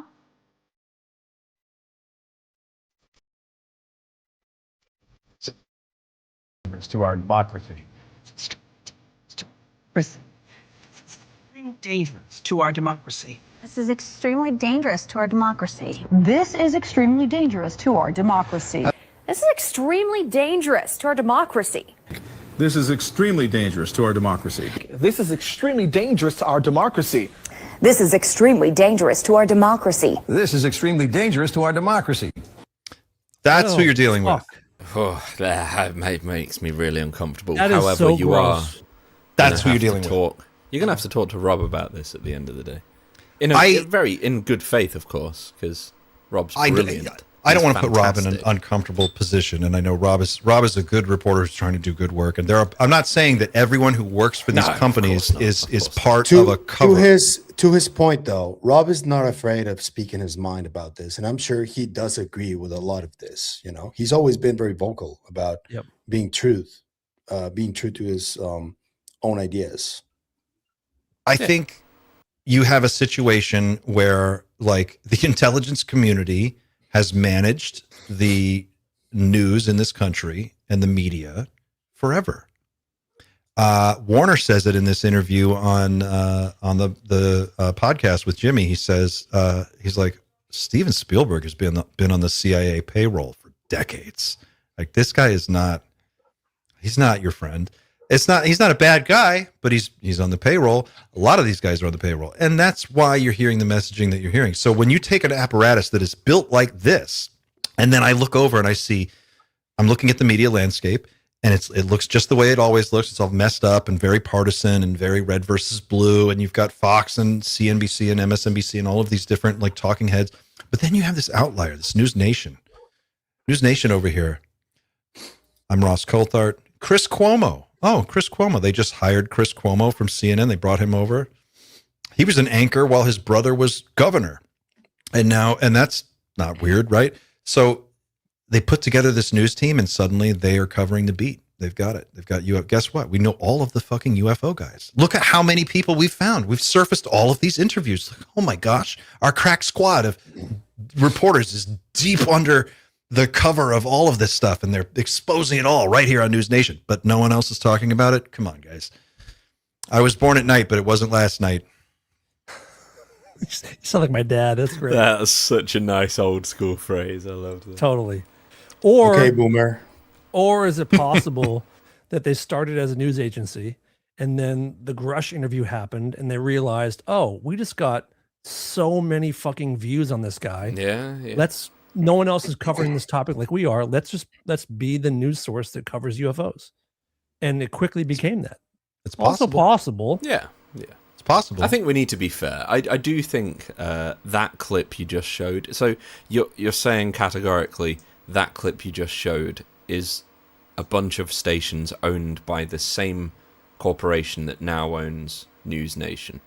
Nexstar owns News Nation, and simultaneously, they are the largest owner of local news stations in the United States. And that is a supercut of local stations all reading the same script. Yeah.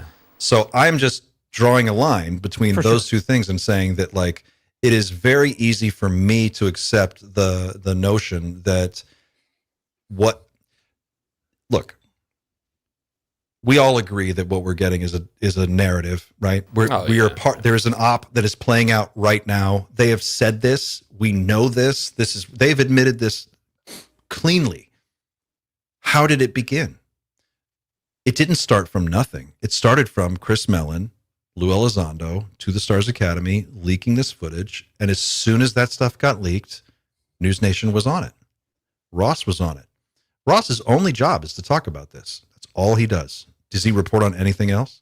Do you see him talking about JFK anything? probably, but that's it. Maybe MK Ultra, but it's UFOs or UFO adjacent. That's his beat. Yeah. You're telling me they have a guy on salary that this is all he does? He lives in Australia. He just phones in every week. And this is all he does. And it's just for the love of the game.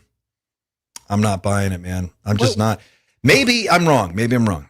What's so hard to understand about that, though? It's too perfect. No one else is covering it. Why wasn't it? New York Times is huge. It hits the New York Times. It should have exploded and gone completely worldwide. Immediately. It should have been on every network should have been carrying it. It should have been the biggest story in the world. It wasn't.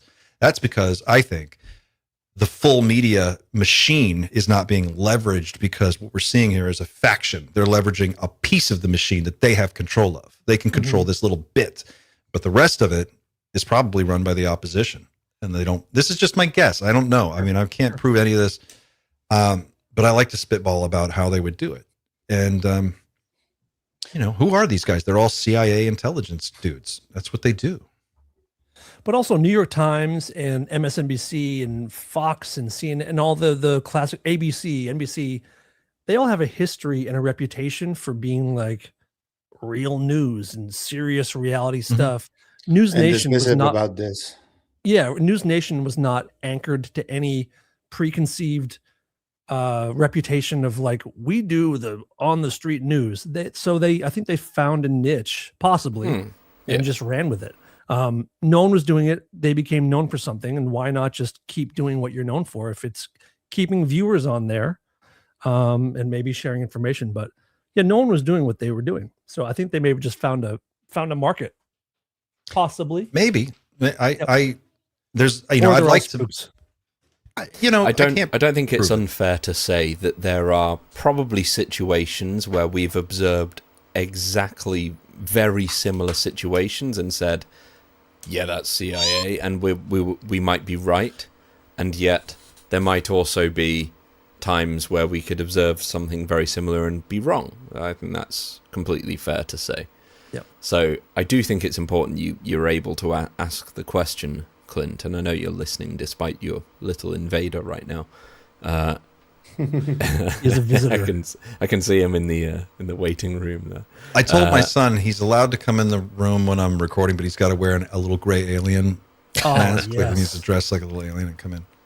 I think it's okay that you're allowed to ask the question, and you know what, Rob's a really good friend of ours, so he's entitled to say that is completely wrong, and we should share that. I've got his business card on my desk. Yeah, when he says, "Don't show that."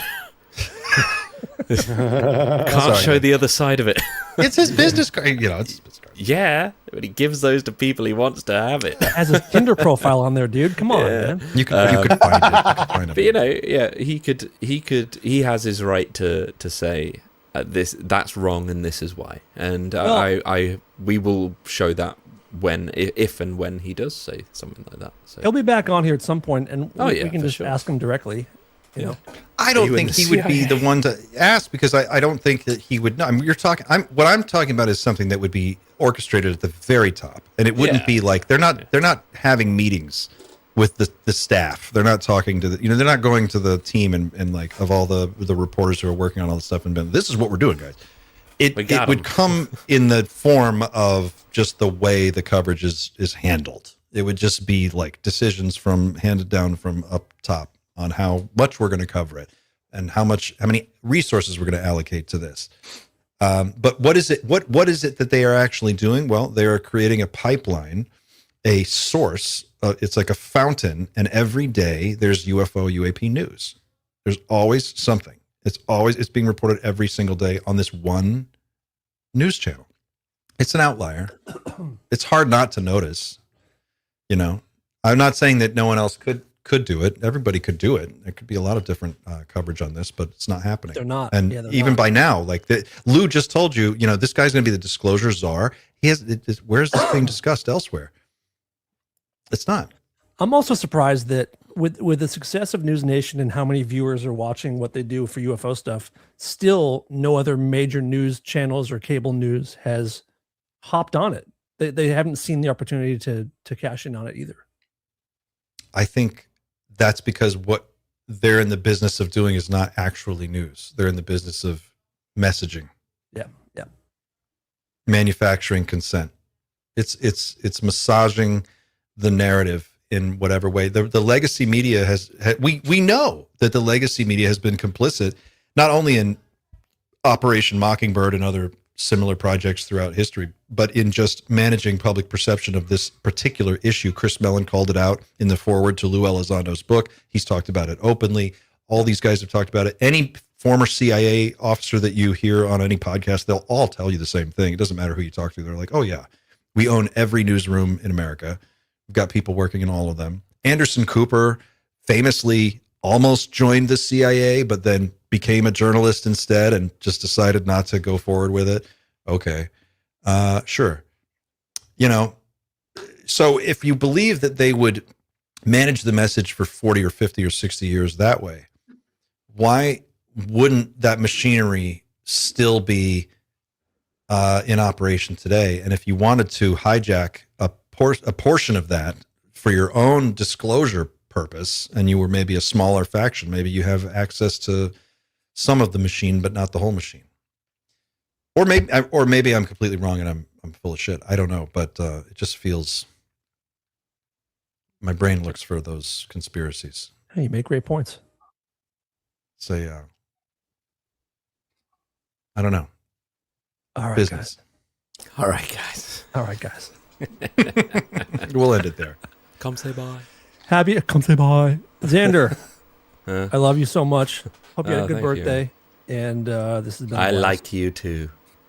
Oh, I said love, dude. Don't be cold. No. Oh, look. Why Scott.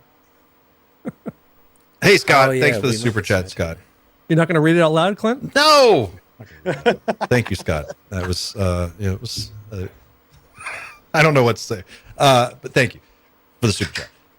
Guys, we're going to wrap it there. Go to teamnightshift.com. Check out Night Shift the coffee. It's the greatest coffee in the world. It's what I've been drinking this whole time. Sourced from the finest coffee plantations in Colombia and Mexico. Thanks to Pavel. Pulled some strings. Made it happen. And go to Dreamland Motel. Go to Others from Another Mother. Go to Psicoactivo. Of course, subscribe there if you're not already subscribed. We're going to be doing some more interesting things with Doomer Friday as we go forward. Very excited about that. We have a few kinks to work out, and then once we're ready, we'll spring it on you. But it's going to be fun. I think you're going to really like it. Don't forget to leave us a comment and let us know what you think about this stuff. And don't forget to like and share this video with anybody else you think that might enjoy it. This is what we do here every week. Hang out, talk about weird stuff, and try to treat it as seriously as we can. Thanks for watching, guys. Thanks to everybody who participated in our chat. Thank you to our mod squad for keeping it all safe and organized. You guys are the best. We couldn't do this without you. Thank you to our team, the Night Shift Expanded Universe, the Doomer Friday creative team, everybody on our Discord. Please go there if you're not already on our Discord. Join us there for all the Expanded Universe conversations. And go to Team Night Shift on Reddit. Check us out and leave us a note there. Thanks for watching, guys. We'll see you soon. Until then, keep looking up.